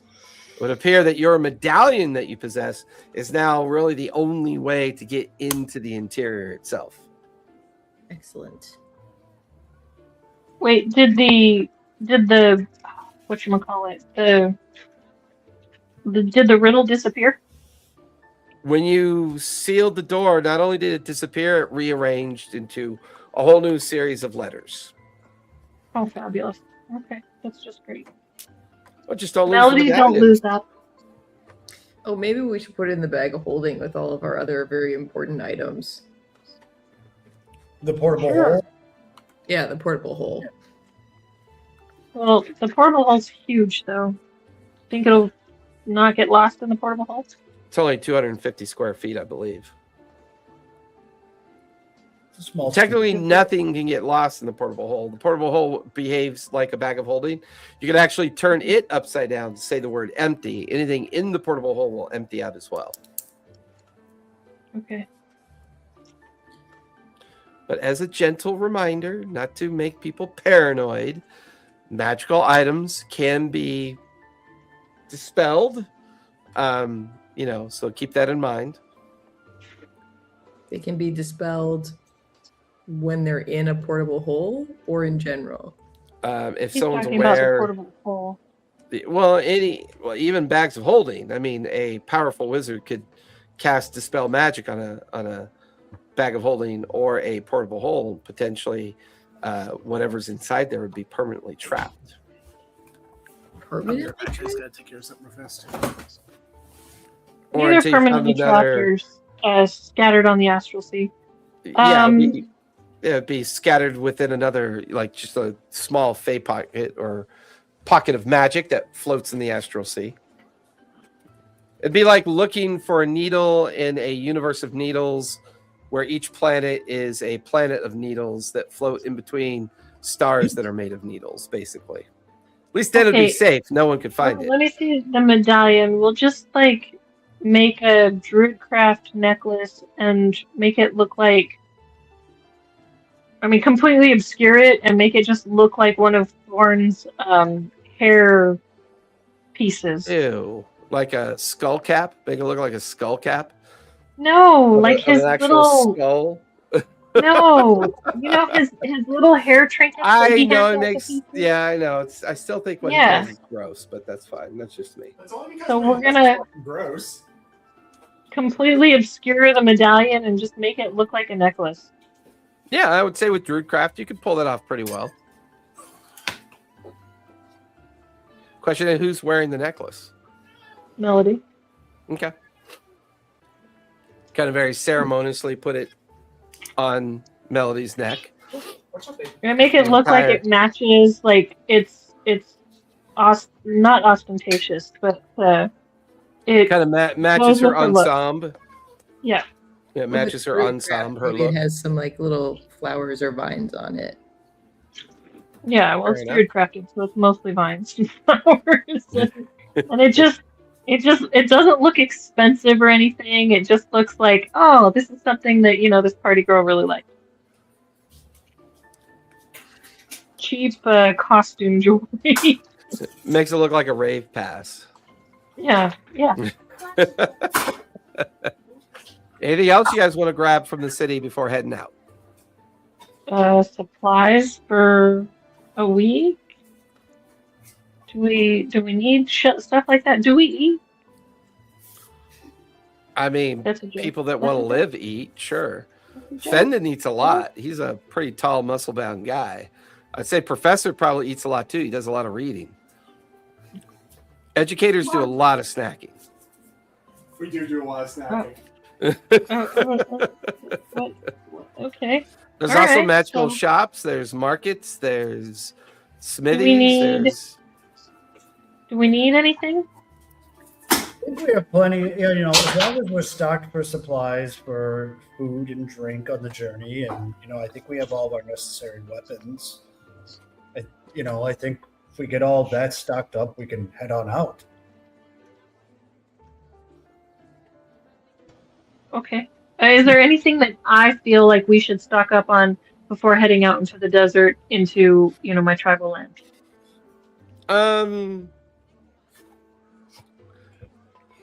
There are some challenges that will have to be dealt with once you make it to the particular area. There is a group of your clan that permanently protect the place.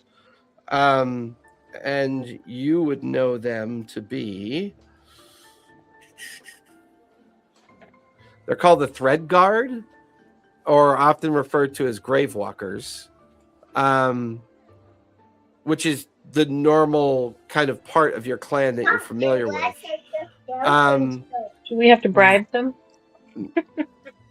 It's a very kind of like, what would be the comparison? It's a very both kind of like religious and mythological location.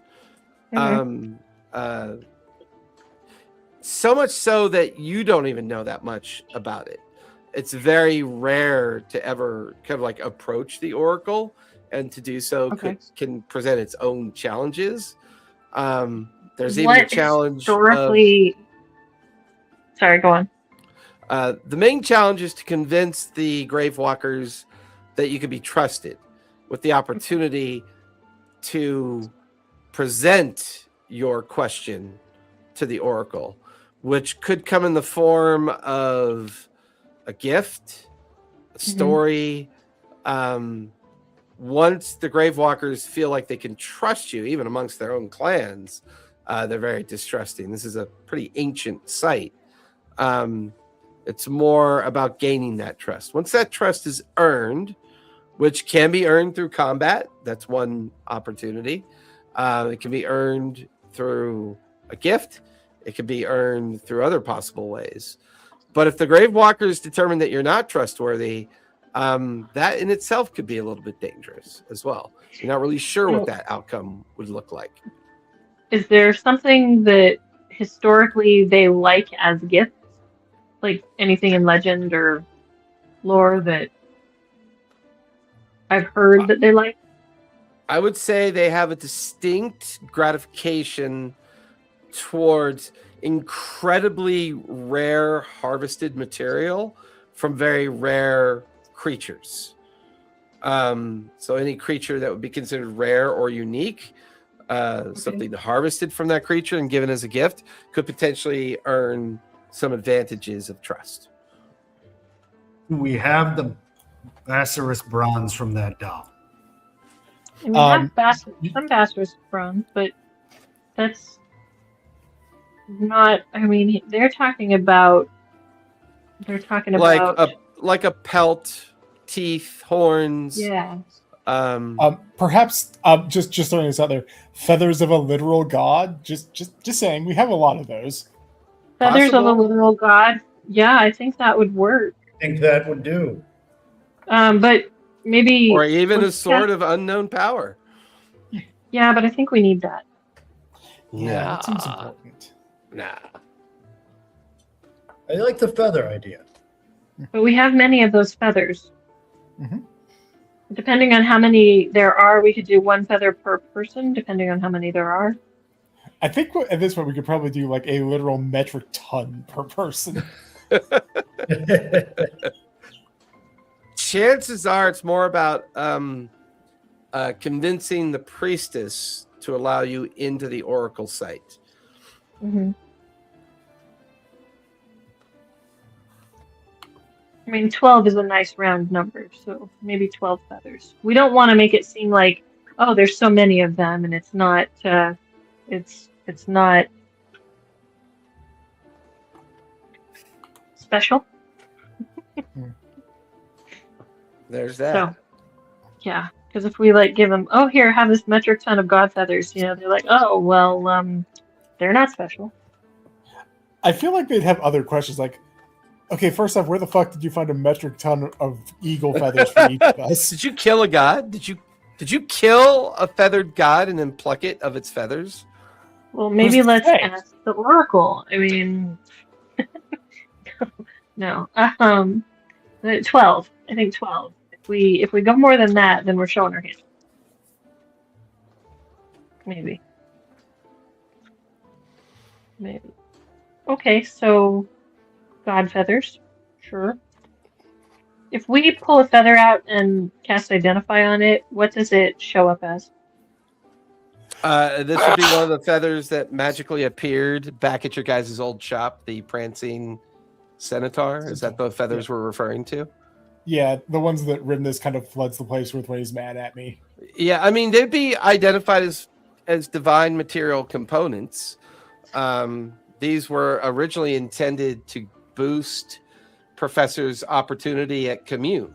They get consumed every time you commune under the normal commune spell, but then you were gifted the special feather of healing that we were kind of using as your focus of commune. So they would identify as divine material components. Okay, and divine is pretty limited right now, so I think that would work out well. Okay, that's definitely something that is not found in the wild very easily. So yeah, I think that would good. I think that would work good. All right, so we have that. Is there anything else to traverse the desert? Pack enough water, pack enough food. We have healing potions. The Shall we Gambit is fully stocked. Yep. There's already a designated crew that flies it for you. I think it's Captain Yash Yeah. and his All right. small crew. Not to mention you've improved its engine with the magical ability to teleport. Short distances, Fabulous. Like 5 days. not 5 days worth. Darn. That's a short distance. Eventually, you guys gather your kit, gather everything you need. You end up back on the Zephyr's Gambit. The captain is more than happy to guide you on the next 5-day journey. You share with the captain the location you believe it to be. And he begins to chart and map out the route that he's going to take. I mean, I would share with him close. I don't think I would share with him the the general area. I mean, you wouldn't even be allowed to land the ship within the confines of the Shadowstone Mountain. You would very much know that would be considered a very blasphemy thing to do. Right. No, we go as close as I know we can get by the ship. Because I don't want us to get shot down or anything. That sounds painful. somebody give me a D20. Just a good old-fashioned roll D20. I mean, I think it should be Fendon. I rolled a 10. A 10? Yeah.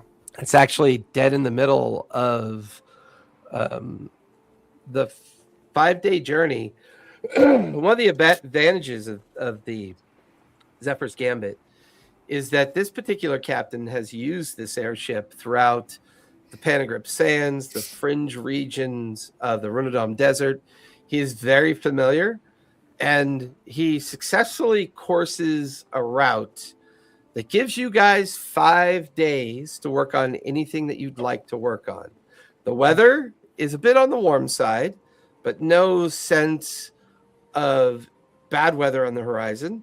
No sense of danger either. He's routed a course that appears to be at least safe within the final day's journey to the edges of the Shadowstone Mountain. Other than that, he knows nothing about this particular mountain and will safely get you to that region within a 4-day period. So if there's anything anybody wants to work on during that 4-day period, feel free to describe what you'd like to work on, whether it's reading books, going through spells, making potions, maybe meeting with each other to discuss opportunities or options. You guys got 4-day journey for once where nothing's trying to kill you or harm you. I want to spend a little bit of time trying to commune with Redness just because I have some questions. Okay. Traditional commune spell. What would you like to ask him? Very first thing is am I not your champion? A warm and cool breeze rustling through your feathers tells you it's undecided. Not proven yet is what it feels like. Just kind of is it truly necessary to be this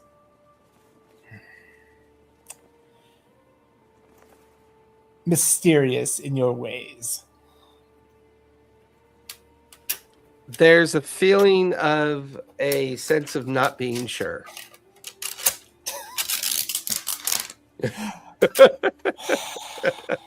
It's I imagine Melody and Eritreo and everyone sees Professor in his commune pose, his namaste at the back of the ship, and he just every now and then you can hear him mumble something and he just gets this look of disgust on his face. I'm just enjoying this define the relationship conversation. Yeah. Right.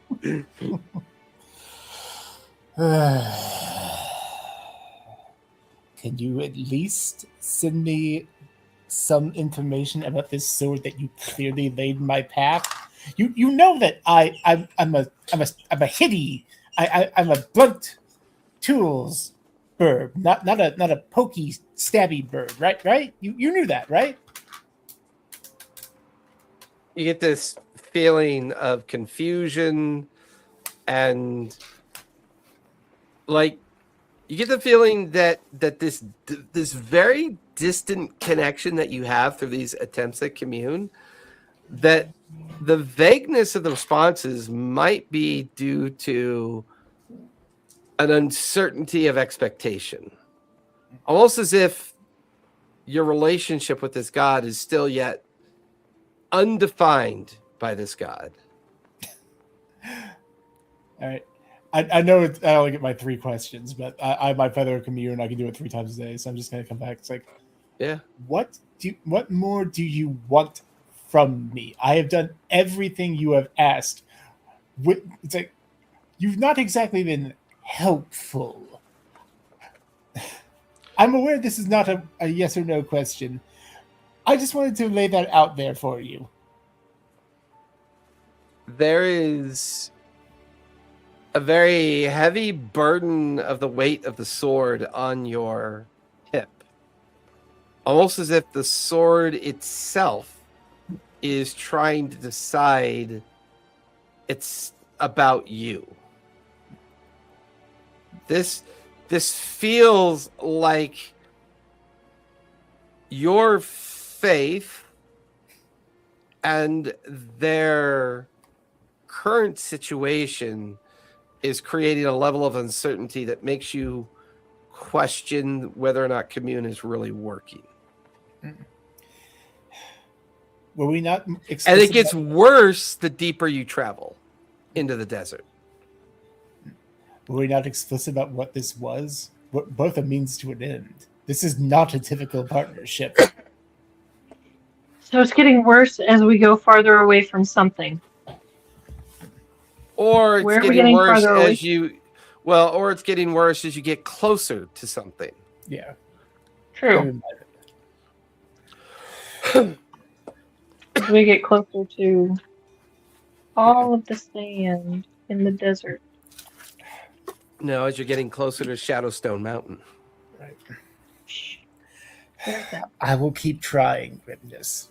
A little bit more on your side would not go amiss. And I'm just going to kind of tuck it back in my pack and just go meet with the others. Kind of sit down at an evening's meal as the travel continues. How'd it go?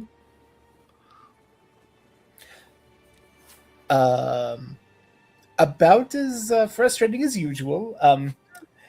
Do any of you ever commune with your gods or speak to? I'm asking because do they just give you answers, or do they have hot and cold breezes to signify? You know, like I don't know, maybe. I don't think gods usually answer in straight answers. I mean, Treo's got voices in his ears pretty much nonstop, giving pretty direct feedback. I mean, just right? Yeah, but he's different. I mean, really different. They want to use him as a skin suit. That creates a level of familiarity. I talked a lot to Suni, but she never talks back to me. But I'm sure she would if she weren't trapped in an avatar with no knowledge of her existence.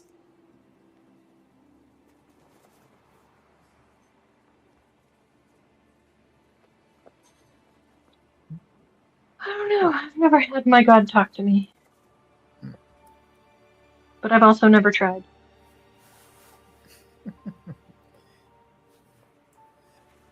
Just kind of leads over, just like, hey, do you want to talk to an eagle god? I mean, it's a bit of a trip. I'm not gonna lie. I don't know. I mean, you don't seem to be doing too great talking to him. I can't imagine he'll talk to me better. No, I'm just saying, like, as an experience. Like, I know it's not your god, but like you said, you'd never done that. And I mean, remember, we have a relationship built on this situation. Neither one of us is this is not a traditional paladin and patron relationship for either of us. Much as he wants to treat it as one, just looks up. Do you think that you guys would get along better if you do you think maybe he's just feeling like you're kind of rejecting him because you keep saying it's not traditional, and maybe you should just say like, hey, I'm your paladin, I'm here to help. Like, could you be a little clearer about what you want done? I'm willing to do these things. The problem is when he does things like, hey, what do you want? And the answer is a cold breeze. That's not helpful. Yeah. I mean, that kind of sounds to me, I don't want anything.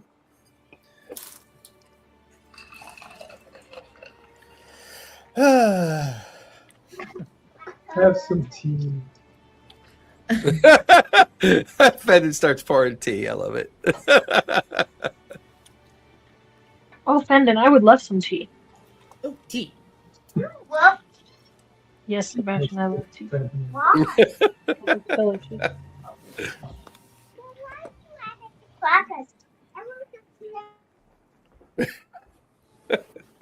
Before that kid would never talk, and now you can't get him to shut up.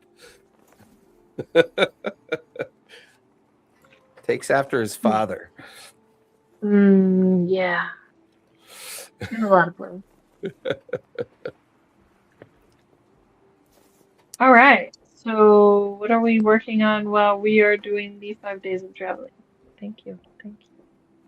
I want to try to catch up with Melody because I know we've been so busy. She's, and she had she had been through a really rough experience, and her and I have had our rocky roads. So I corner her. Oh, well, that's helpful. You corner her on a round ship. That's going to take a while. They're flipped backward on the ship. I feel like Fenton's like, why are you trying to corner her? I just ask her. Want some tea?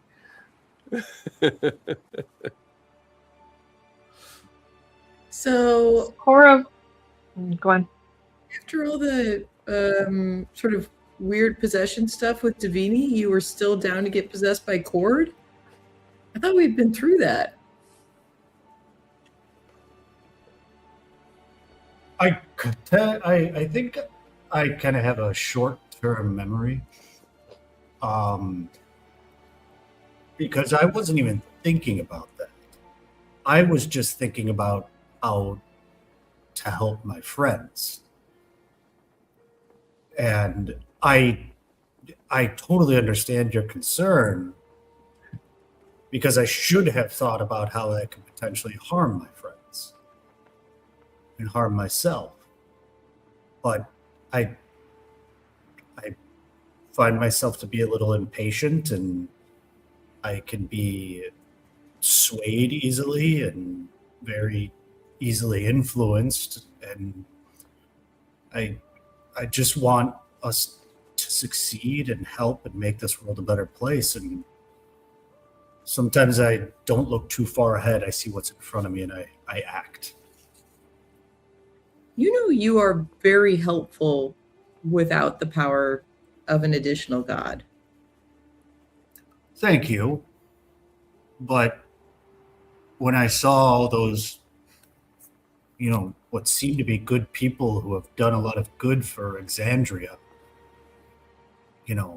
Fendon saw cages and demon fire. I just wanted to help right away. Mm-hmm. And we were offered some sort of vessel to help. And I thought it was... I guess maybe I need to be more patient. I mean, I don't know. Maybe it would have been the right decision to let him sort of jump you and we head down into hell. But I feel like we're pretty strong and no one has taken us down yet. And maybe we don't need the extra firepower, or at least we can think about it a little bit. You saw what happened to Forn just when we went to the Hag's Tree, though. Yeah, I saw it. He was literally like eviscerated, and then you brought him back. No problem. Pretty cool I could do that, huh? It was pretty cool. How are you feeling, though? Besides, obviously, my struggles with impulsivity. You went through a lot. You've been through a lot. You questioned our mission. And we haven't had time to catch up on that. Yeah, it feels like things have moved so fast. There hasn't been a whole lot of time to process it.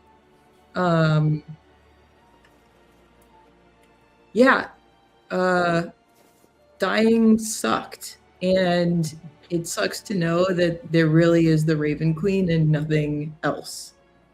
Like I kind of knew I wasn't going to see Suni, but not seeing her for real, pretty dark. But the party goes on. There's more to do. So everything's great. I don't see the same light in your eyes I always used to see. It always made me happy. How do you get that?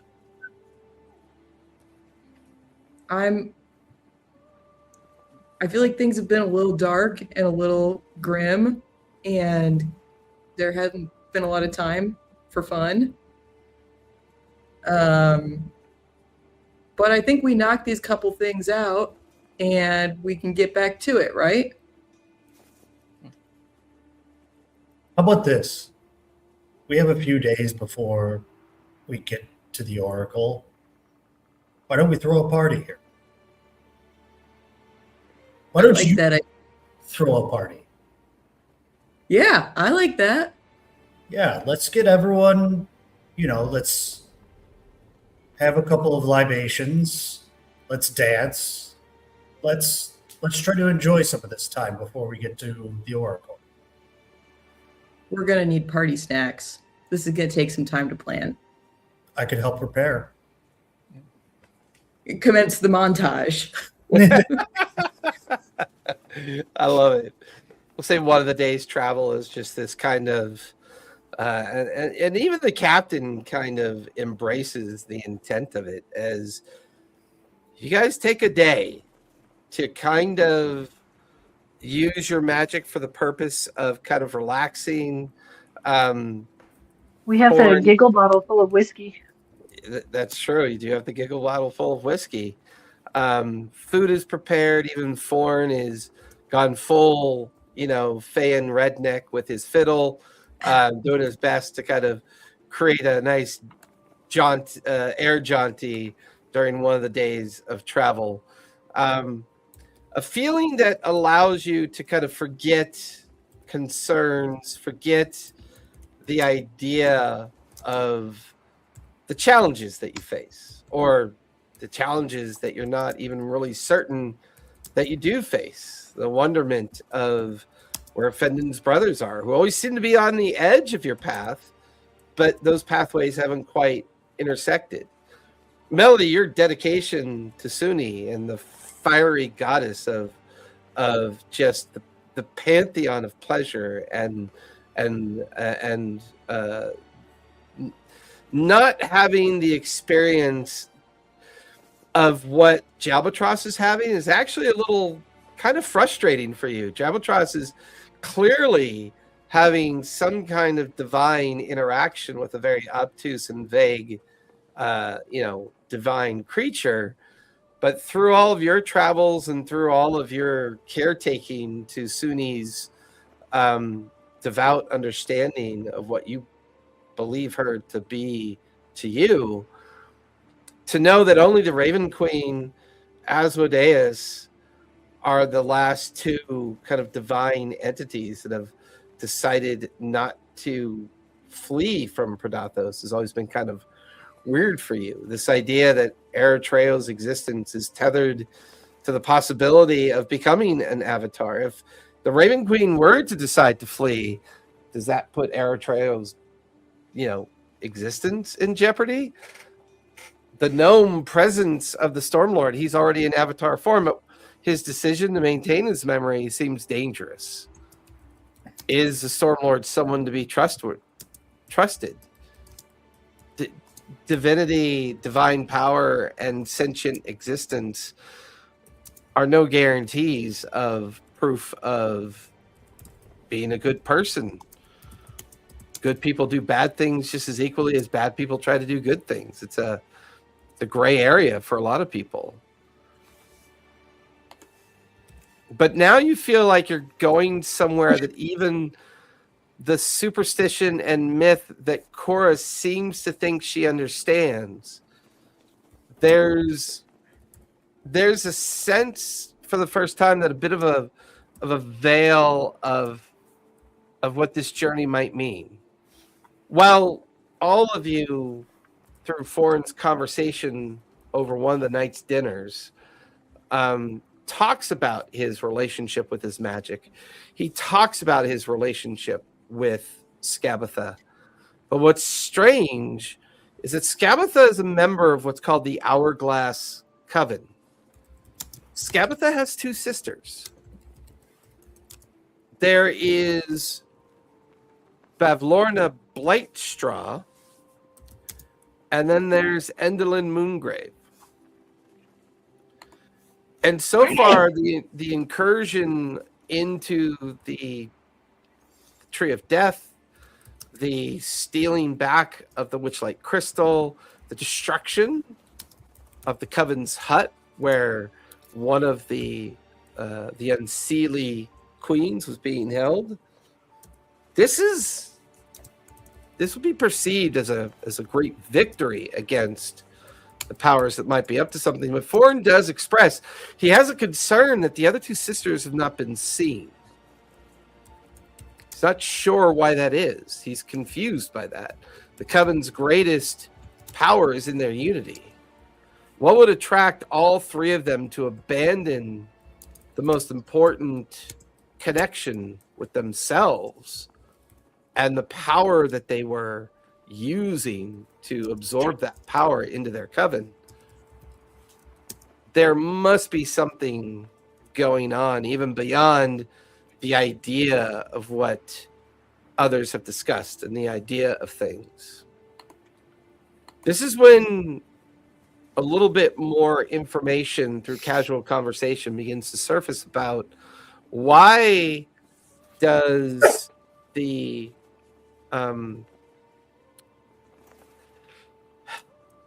why are hags allowed to exist on the material plane? Why is that happening?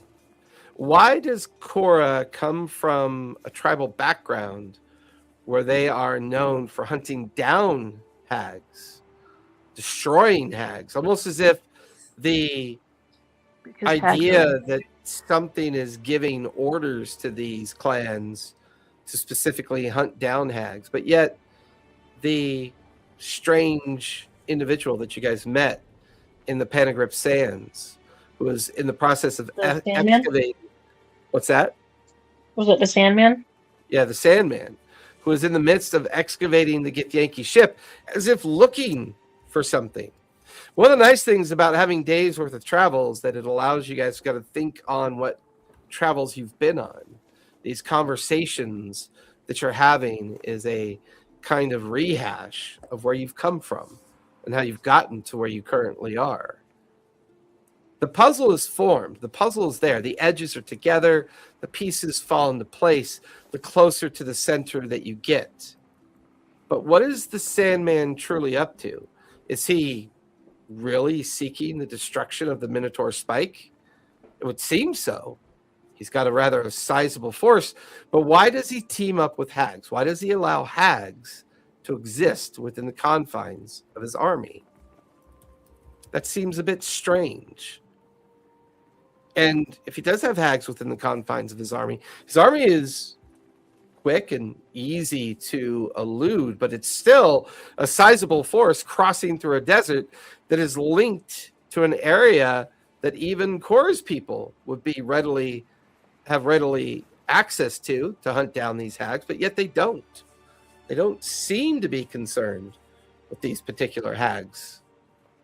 There aren't a lot of them, but there are enough of them to maybe at least raise a notion of concern. And this leads Forn to kind of be lost to the idea of what is happening to his magic. While he may have lost the ability to cast Hex, most of his other magic that's connected to his own connection to his past seems to be intact. But the Hex magic itself may have been specifically connected to the tree that is now dormant without the power of the witchlight that it was absorbing. Endolin Moongrave is described as the youngest of the three sisters. She is seen as a hag who spells out people's dooms through grotesque theatrical pageantry. She is a creature who is known to see the future. But because of her madness and the decay of her mind, how she decides to present that madness is through the manipulation of the dead. The idea of all those hanging corpses in the tree is exactly what Endolin would create as this great theater of chaos and death. This idea that she may have been involved in the way that tree was protected by the undead creatures.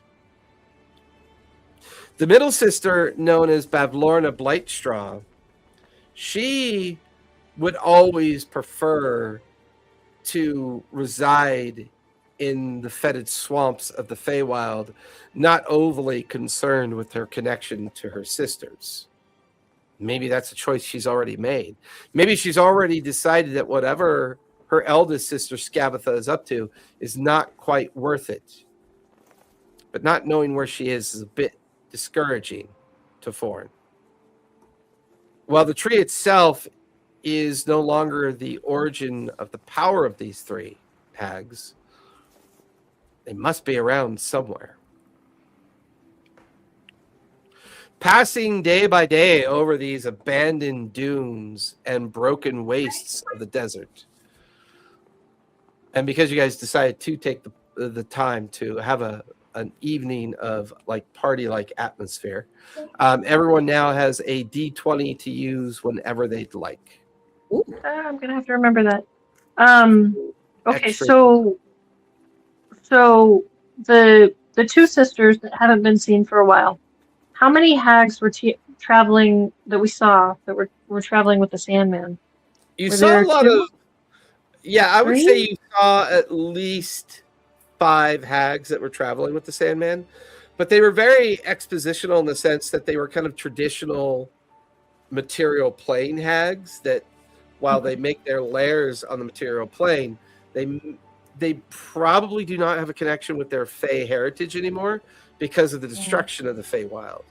Whether or not there's more hags out in the wild, that's always possible, but they were like desert hags, swamp hags, river hags, like traditional hags that would lair somewhere and trap unsuspecting travelers in whatever magic they might weave, but without the ability to shunt that magic from the material plane to the Feywild. You're not really sure what it means to be a hag anymore, like what the idea of it means.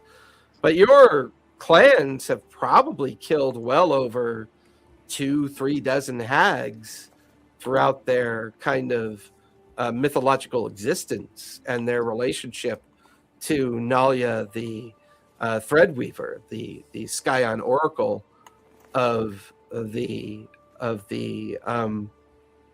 petrified loom.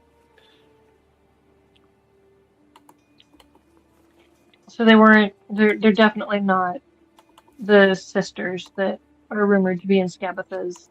No, they would have been. That would have felt more obvious. Although hags can expend power that change their form and shape, but you guys have the changeling magic that tells you when people are either polymorphed or shapeshifters. That new protection that you use to make sure that you're not being, not mistaken people that you're interacting with.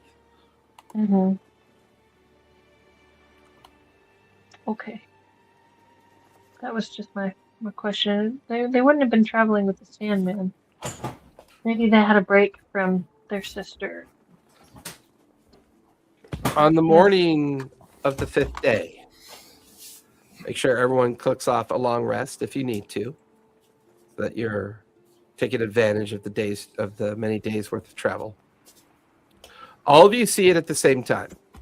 A landscape of broken rock that suddenly appears in the middle of the desert. It's strange. As you get closer, you begin to realize that it's a fossilized forest, petrified. The edges of this petrified forest mark the beginning of the Shadowstone Mountain journey that must be continued on by foot. The Zephyr's Gambit sets just at the edge of this border, sets down in the broken desert and broken wastes of the land around you. Off in the distance, maybe only a half day's journey away from where you currently stand, gathering up the last of your equipment and bits of things that you might need, a very large central object, the largest petrified tree that you've ever seen, stands off in the distance. Has anybody? Do I recognize it? You recognize it by myth. You recognize Yeah. it as it's referred to as the petrified loom. This is where the Scion Oracle resides, within this old, ancient petrified tree. I Okay. would say Eritreo's exposure to the Temple of the Serenray and the history of Pike and the others. Eritreo, you can't help but look at this petrified tree off in the distance and see an obvious... Oh, Fendon, you would recognize this too. Fendon and Eritreo picks up on the fact that this petrified tree is the same size as the sun tree in Whitestone, absence life. No golden leaves, no sense of it being alive, but the very structure of the tree reminds you of the structure of the sun tree in Whitestone. It's possible at some point this could have been a sun tree. They have been known to exist in other areas of the world, and it's possible that the place that Korra's clan calls the Shadowstone Mount is actually the remnants of the ancient elven forest that used to be out here. At the heart of this fossilized forest is the ancient remains of a sun tree, upon which it seems that this Scion has made its temple within its interior.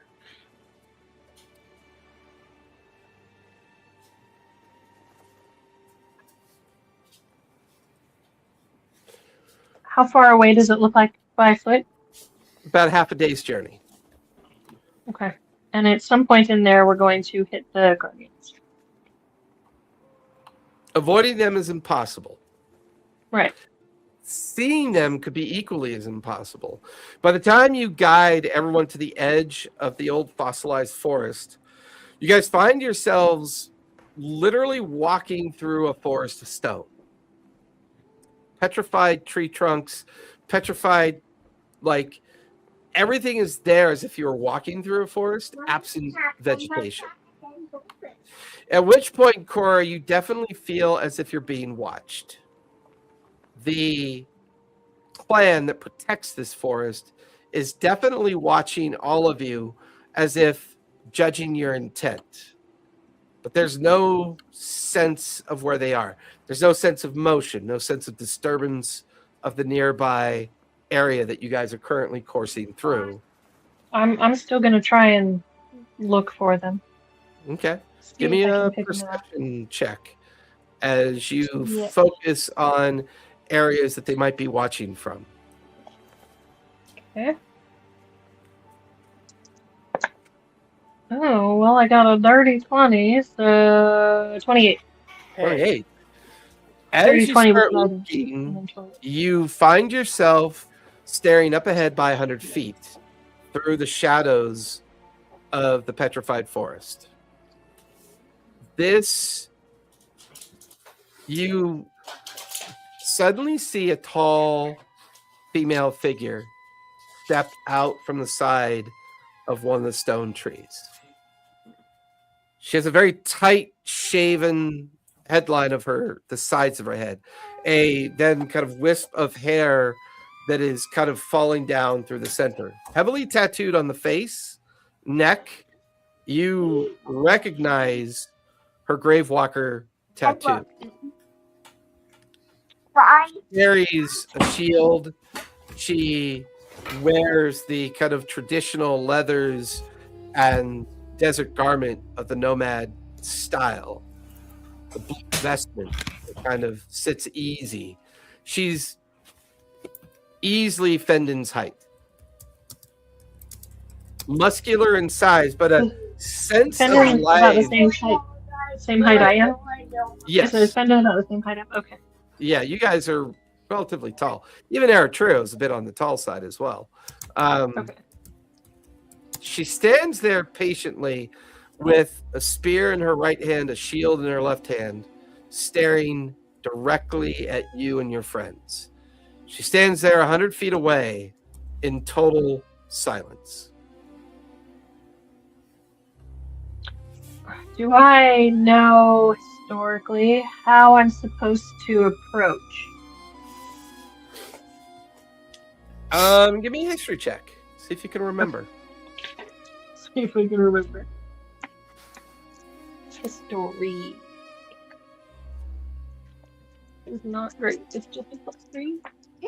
Oh, but I got 15 plus 2 plus 3, so dirty 20.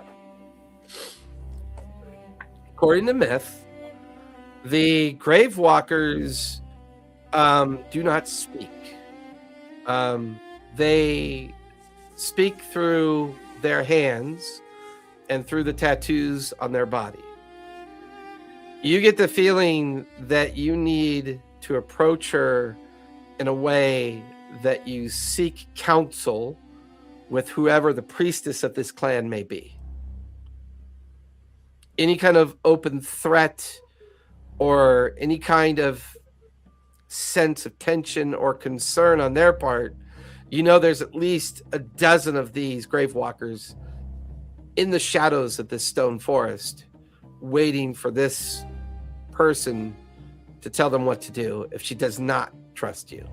It's about gaining trust.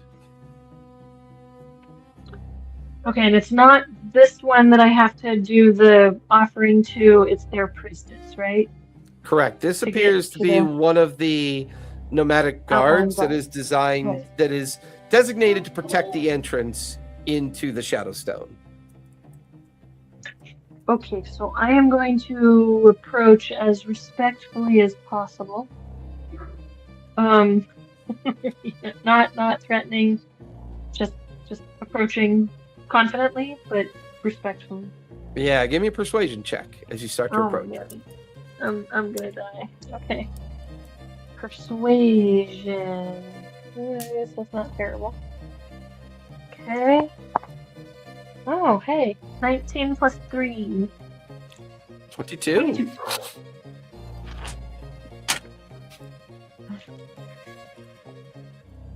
She allows you to approach. You get within 10 feet of her. She looks past you and at the others, and she begins to sign language towards you. This is your clan's language. You can understand what she's saying. She's asking who the others are. Why are you here? We seek the Oracle. These are my friends. I say it in the sign language too. Right. You sign back to her. Yeah. She then signs to you. Can they be trusted?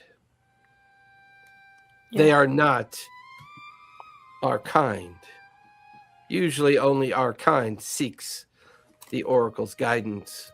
To allow outsiders like this could be an affront to what you seek.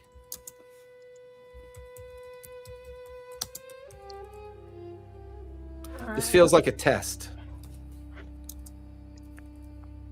Oh, Because you've never heard of Basically. that. You've never heard of that being a condition through all the superstition and talk about the Scion's ability and what it means to visit the Scion. This is not something you've ever heard of before. oh. Hmm. Hmm.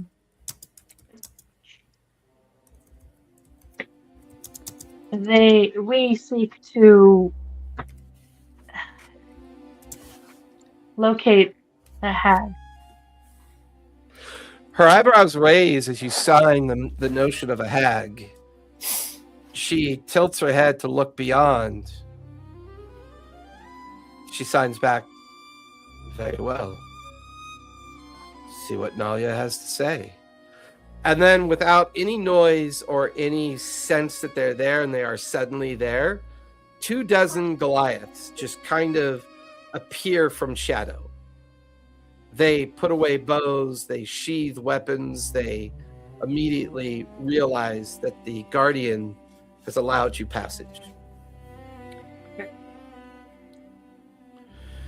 This walk is through, for some of you, you're walking through a land that is many millennia old, almost beyond millennia old.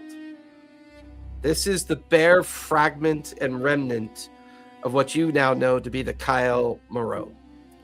The ancient elven and orcish land that coexisted here prior to calamity. You're at its very heart. If a spear were to find its way into the heart of beauty, this is what the land would look like after it dies. As you enter into the centermost part of the stone forest, now rising above you is the skeletal remains of a sun tree. There's no doubt in Fendon and Eritreo's mind. They've seen this tree before. Fendon has seen it in a very different way. It has shaped his path. It has shaped the future that he is currently walking through. The sense of its size and its majestic form. This would make sense. The Kyle Moreau at the heart, if it had a sun tree, this entire land for thousands of miles was once this amazing forest. But now being watched over by a clan of Goliaths who have been dedicated to the art of hunting down and killing hags. A great series of carved stone steps lead up into the very heart of the remains of this massive tree. Silently, the guardian points a spear up the steps towards a rather large archway-like entrance into the heart of the stone tree. There's a woman standing there. That's when all of you realize that the Gravewalkers are all female. The guides that brought you here, the guardian that allowed you passage, the priestess at the very top of the stairs that even now patiently awaits for all of you to approach. There's no sense of dwelling. There's no sense of a city. There's no sense of where these tribal nomadic individuals live. Whether or not they live here or nearby, you're uncertain. Do you guys choose to ascend the stairs as the guardian points towards the woman waiting up at the top of the stairs? I'm going to go up. Yeah, I'm going to place my crossbow down, place my spear down, place my wand up in my hands. I'm not here to harm. There is a acknowledgement of a smile and a nod of the guardian's head as she sees you do that.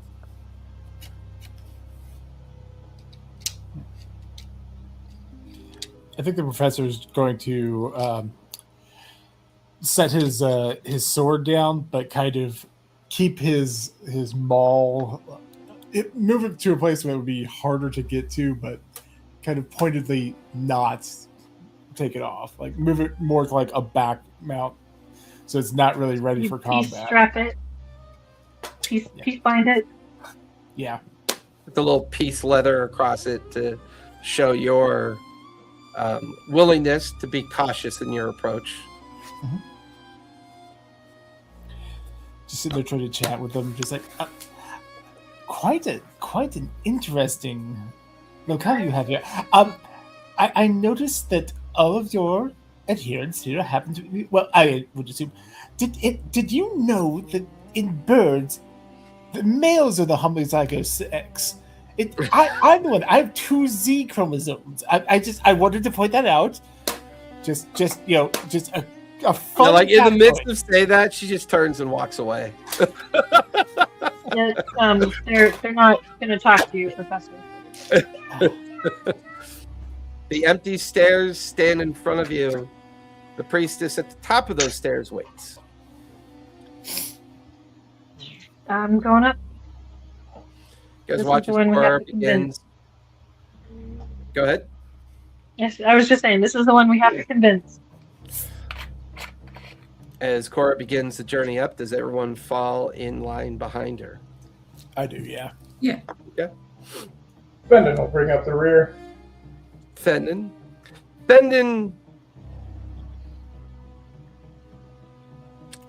what is your passive perception? 16. 16. It's rare that it ever happens to you, Fen. One of the things that your brothers liked about you the most is your natural intuition when things feel a bit sketchy. While you have no evidence as to why you feel this way, you've never relied upon evidence to resolve when you feel this way. You're not sure why it is, but you just have that little short goosebump chill up your neck where you can feel the very edge of the hackles of some of the hair on the back of your neck kind of rise up the closer you get to the top of the stairs. But there's no one else here. All the other Goliaths kind of melted into the background down below. It's just the 5 of you approaching this priestess, this very tall, bald-headed female Goliath that looks to be a bit on in years for Goliath age. Her body is heavily tattooed. She wears a kind of leather haltered top with a kind of the skins of an animal that cover her lower body. There's scars. There's signs that this particular Goliath has lived a very rough and very you'd almost say violent life. But if she's a member of Korra's clan, that wouldn't be too unheard of. I mean, there are different parts of the Ashbourne clans that specifically hunt certain kinds of creatures. The one that Korra's from particularly hunts hags. So it's possible this priestess might be related to that side of the Ashbourne clans, even though they are technically gravewalkers. Once again, the priestess uses sign language of her people. Once again, asking the question to you, Korra, why are you and your friends here? We seek the Oracle's help to locate Skabatha. Her And her eyebrow, sister. her eyebrow arches up and smiles, and she signs back to you. She was told of your coming. She knows of you, Korra, and of your successes. Her vision is clear.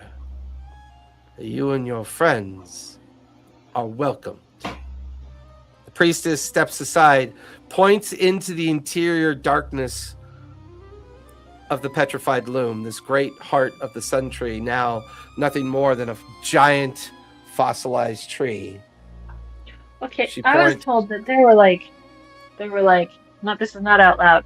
Like, I got a bribe or I got a story does this feel too easy? It might be you misinterpreted that information. It could be that you're supposed to gift that to the Scion. Okay. This is Which the is- priestess that allows people entrance to see Nalia, the Scion. Whatever form that Scion takes is rooted in myth, mystery, and superstition. Okay. Keep going. As you guys enter into the heart of the chamber, it's like standing inside the largest fossilized tree that you've ever experienced in your lives. You can see the great hollowed out interior kind of broadly casting itself up in the sky. You can only imagine what this place must have been like when it was a living tree. A very old Goliath woman sits atop a stone chair carved into the heart of the petrified wood. She is completely blind, but yet still she looks up with the very heavy white clouded eyes of someone that has not seen for a very long time. Her tattoos have succumbed to the wrinkles of her skin, difficult to read. She is, well, everyone is free to make a medicine check if you want to try to surmise how old she might be. I do. Yeah, Go for it. Yeah, feel free. 21. Oh right, we got we're all net 20s if we wanted to use them. I don't I want don't to really use care. I wanna Well, see they're honorable. not nat 20s. You have free D20s to a use whenever 20, you. 20 to use. My bad, Yeah. my bad. I'm sorry. I missed I'm it. 19. I got a Yeah, I 19. can epically. I got a 23. I'm willing to see if I can epically fail at this because I'm a bird. What the fuck do I know how mammals age? Damn, I got a 12. I would say, anybody else rolling? The gentleman never asked, so woman did.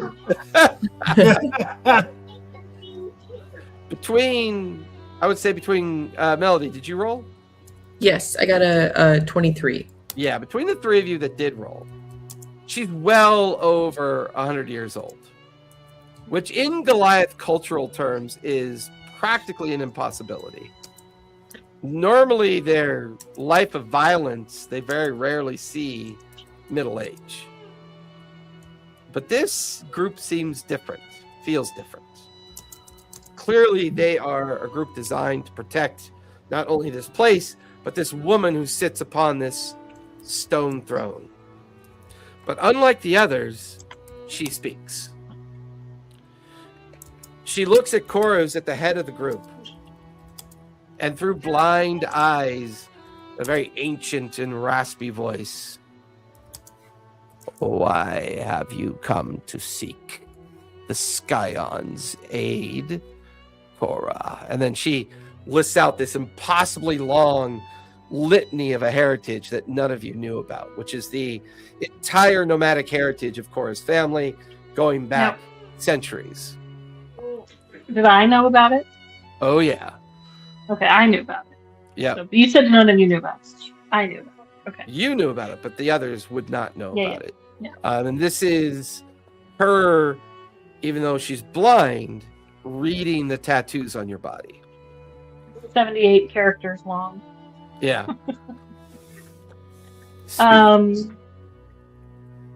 What is your purpose here?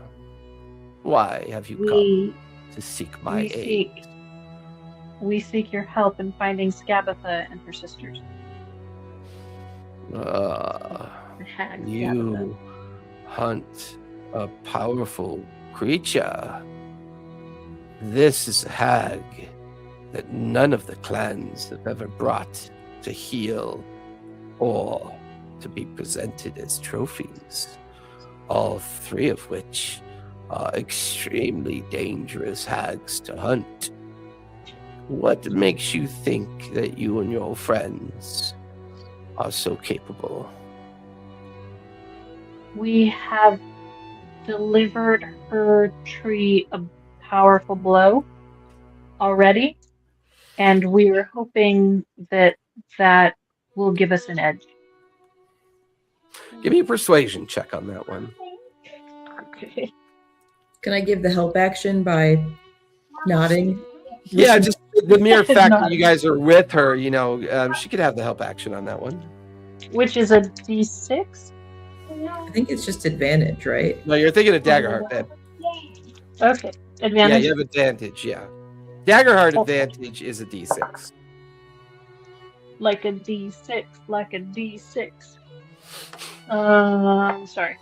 So 15 plus 4 for the guidance, plus you said persuasion? Yes, 3. 15, 19, 22. 22. And you have seen the destruction of this tree. You have We seen. didn't destroy the outcome. tree. We didn't destroy Oh. the tree. We removed a crystal, a power crystal from the tree. The old woman stands and grabs a nearby staff to kind of keep her body in an upward notion. She weakly walks down the stairs of her throne and onto the flat ground. Oh my god, I want to help her. Fendon, your danger sense is off the cuff. There is something wrong You're not sure what it is. Once again, your brothers have always relied upon you when it comes to understanding people's intent, creatures, where they lie in wait, where they lie in hiding. You look around this place. There's an isolation here. There's something strange about these people. There's something that's not right, and then your eye catches it. Burnt into the face of the staff is an hourglass. For a brief moment, a smile of broken teeth and a telepathic message in your mind. I can't believe my sisters knew you'd come here. This is going to be an interesting afternoon. And that's where we're going to finish tonight. Oh no! Great. Hopefully Forn will be back next week. Because Yes. killing this Yeah. particular hag is going to be interesting. Oh man, next. I think everyone's a little shocked that they just walked into the dragon's den. Of course, we just walked into the dragon's den. Well, everyone, thank you for watching. We're all good for next week. Are we good for next Sunday? I mean, you know my I will. Yeah. Oh yeah, I know, will. Eric. You're always up in the air, based on your work schedule. Callist? I will be on my way home from Vegas, but I'll have Larry drive and I'll be on my phone. Okay, cool deal. Go ahead and linger for a moment. Everybody else, thank you for coming out. Be safe, be kind, and don't forget, play a game. I assure you, it is lots of fun. Good night, everybody.